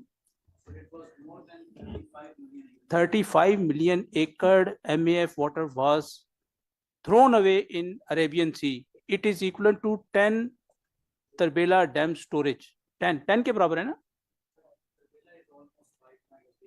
Almost समझ लें कि हमने 15-20 तरबेला डैम को जो है ना समुद्र में फेंक दिया। हाँ, so we definitely need concerned quarters, they are working on it, WAPDA, FFC, they are working on it। So I hope they हमें जल्द को खुशखबरी दें ताकि we can reduce this threat। जो extra water है we can store it। We have also suggested to the FFC, the Ministry of Water Resources, the WAPDA that we should go for the small dams ताकि इनको store करें, जो extra water हम waste कर देते हैं monsoon के, that is a blessing and we turn that blessing into disaster. Sir I am sure कि आपको पता होगा वो NFPP4 जो बनाया है, national flood protection plan, FFC वालों ने, तो they are working on that also. And Jafri साहब, जो आपका सवाल है ना मीडिया का, इसमें यह है कि we have a dedicated media wing in NDA में, PMD के पास भी मीडिया हैंडलर हैं और मीडिया का हमारी अपनी कंसल्टेशन भी होती रहती है। We invite all the media to the NDMA as well to brief them, consult them, ठीक है। तो आई डोंट नो कि आपका अभी उसमें क्यों नहीं आया, हमारे पास तो बड़ा फ्रीक्वेंटली मीडिया आते रहते हैं सर, डेली ऑलमोस्ट दे कम। 5 बज गए। Dr. Shafqat, just one comment on. So thank you so much for this comprehensive briefing and आप ही के अलर्ट से हम लोग I think चल रहे हैं अभी के आगे क्या होने वाला है। Thank you. पर आई थिंक एक जेंडर बेस्ड वायलेंस रिलेटेड एक स्टडी हमने की थी जो कि क्लाइमेट एंजाइटी और अर्बन सेंटर्स पे, एक और स्टडी थी हमारी फ्लड्स 2022 के बाद, जो कि मीडिया रिपोर्टिंग और रेस्क्यू किस तरह से करने की जरूरत होती है, जेंडर सेंसिटिव ट्रेनिंग्स और gender sensitive response mechanism and communication framework पे after 2022 flood. So I think वो जो वो बात कर रही है, there are so many things that are not reported and there are so many sensitivities attached to the gender, whether they're young girls, whether they are pregnant women, whether there are older women, even इसमें old age लोग मर्द हजरात भी आते हैं जिनके लिए, और then there are transgender as well. So वहाँ पे हमारी national framework guidelines for media, ethical and for rescue के जो इदारे हैं वो अभी एग्जिस्ट नहीं करती. सो हम लोग उसी पर काम कर रहे हैं. सो एक पॉइंट मेरा ये था. And then final concluding it, the last point, sir हम ज्यादा मानसून और फ्लड्स की एडवाइजरीज पर देखते हैं. हीट एक्शन प्लान्स कुछ शहरों के बने बट कुछ के है ही नहीं. अडेप्टेशन पे भी हम लोग फील्ड में काम करके अडेप्टेशन प्लान बना रहे हैं. लोगों को पता ही नहीं है कि जब ड्राउट आता है, मेमन साहब बात कर रहे थे कि पानी की एडवाइजरी आ गई, बट लोगों को पता ही नहीं है ड्राउट आता है, शदीद गर्मी होती है, 50 डिग्री सेल्सियस पे टेम्परेचर जाता है, तो क्या उस वक्त होना चाहिए. प्रोएक्टिव एडवाइजरीज नहीं आती उस पे. तो आई एम श्योर एनडीएमए काम कर रहा है, बट अगर इस पे मजीद कोई काम किया जा सके ताकि मैस मीडिया डिसेमिनेशन उसकी की जा सके, not just for floods but also for the heat waves. This is my शुक्रिया. ये आपने सजेशन. कंक्लूड कर दिया कि you are expecting answer from? नहीं, इन्होंने अपना अपना पॉइंट कंक्लूड किया, नॉट ये दी मैं सेमिनार. इनको मैं ऑफ जो है ना, इनके जवाब मेरे पास बहुत लंबे हैं, लेकिन आई डोंट वांट. ठीक है. अच्छा, जीसीसी, यू आर राइट, 2022 के बाद नहीं था. विद पैसेज ऑफ टाइम इसकी आप लोगों ने हाईलाइट किया, आपने भी हाईलाइट किया, आपसे पहले बेशुमार लोगों ने हाईलाइट किया. आस्ता आस्ता लोगों में इसमें नॉलेज आई है. कॉन्टीजेंसी प्लान्स में भी शामिल हो गया है, रिस्पांस प्लान में भी शामिल है. People they are learning it. ठीक है. 2005 में देखे ना, वेयर वर वी, और अभी देखिए वेयर आर वी. ठीक है. तो दूसरा, अदर देन मानसून हर सीजन की एडवाइजरीज आती हैं, कॉन्टीजेंसी प्लान्स भी आता है. ठीक है. वो आप देख लीजिए. लोग को नहीं पता, पास नहीं हो सकी, दैट इज अदर सब्जेक्ट, लेकिन इशू हो रही है. ठीक है. Last year flash. Thank you. शुक्रिया. आपने कहना with respect to the Buber village, normally when we are doing the glacial lake outburst flooding assessment, so it's not necessary that glacier should always be in front of that valley. So normally जब आप flow path निकालते हैं ना, so उससे complete extent होता है. And there are several other types of valleys जिसके बिल्कुल in the vicinity we don't have any glacier. For example, we have Askers, Drumlins, and Sundars, normally which is far away from the main source of the glaciers. So when we were doing the glacial lake outburst flooding and finding out the potential vulnerable valleys, तो आपके surrounding में जो गाकुच, Yasin and the other regions हैं, उनकी different triggering factors were meeting. And secondly, we're also using the PMDs जो इनके ग्लोफ alert के thresholds हैं. तो उनके बेसिस पे द थ्रेशहोल्ड या वो ट्रिगर स्पेसिफिक मीट करता है, सो उन रीजन्स को वो वल्नरेबल वैलीज के अंदर आती हैं. सो इट्स नॉट नेसेसरी कि बिल्कुल फ्रंट पे कोई ग्लेशियर अवेलेबल. ज़हीर साहब, फारूक साहब, कोई आप सवाल के जवाब दें तो आपकी तरफ से एडिशन. Thank you. एक तो छोटा सा ये था कि इंफ्रास्ट्रक्चर की बात हुई थी. इंफ्रास्ट्रक्चर जो है हमारे पास, जो मेन थ्रेट आता है वो चनाब से आता है, रावी है और सतलुज है. चनाब जब पाकिस्तान के अंदर एंटर होता है मराला के मकाम पे, तो वो प्लेन एरिया है, तो वहां पे ऐसा स्ट्रक्चर बनाने का जो है उधर नहीं हो सकता काम. जैसे अगर डायरेक्टली हम कहें कि स्ट्रक्चर बन सकता है, तो स्ट्रक्चर नहीं हो सकता वहां पे. इसी तरह हमारे पास अगर हम रावी के ऊपर आ जाएं, तो रावी आपके पास भी प्लेन एरिया आ जाता है, लाहौर के साथ ही है, और वहां पे भी आप ऐसा जो स्टोरेज का है ये काफी पहले बन गया हुआ होता. अगर आपने फ्लड के हवाले से सिर्फ बात कर रहे हैं, और वो भी अगर वहां से आते हैं, और यही हाल सतलुज का भी है. सतलुज के अंदर भी जो है, अब जब पानी एंटर होता है वो प्लेन एरिया में वो फैल जाता है, और इसीलिए वो आपने देखा होगा कि सतलुज के ऊपर वो एक ही कंसिस्टेंट आ रही थी, क्योंकि वो तो फ्लड उसकी वजह से उड़ गई थी, वो सारी की सारी फ्लड प्लेन में पानी फैल गया हुआ था. तो ये हमारे पास जो है थोड़ा सा बैरियर है फ्लड के हवाले से. जब अगर हम फ्लड को रोकने के लिए, तो हमारे पास उस तरह का टेरेन नहीं है. बाकी ये है कि आप हमारे पास जो डीजी खान के हैं एरियाज हैं, वहाँ पे हम जो चेक डैम्स बना सकते हैं, फ्लड प्लेन बना सकते हैं, कोई डेजिग्नेटेड एरियाज बना सकते हैं. तो ये out of the box solutions जो है हम की तरफ जा सकते हैं. लेकिन ऐसा अगर आप ये कहें कि अगर हम पानी वहां से आ रहा है चनाब से और आगे आप डैम बना लें, तो वो थोड़ा सा मेरा ख्याल है जोग्राफिकली शायद वो मुमकिन ना हो। टोपोग्राफी फेवरेबल नहीं है इन एरियाज।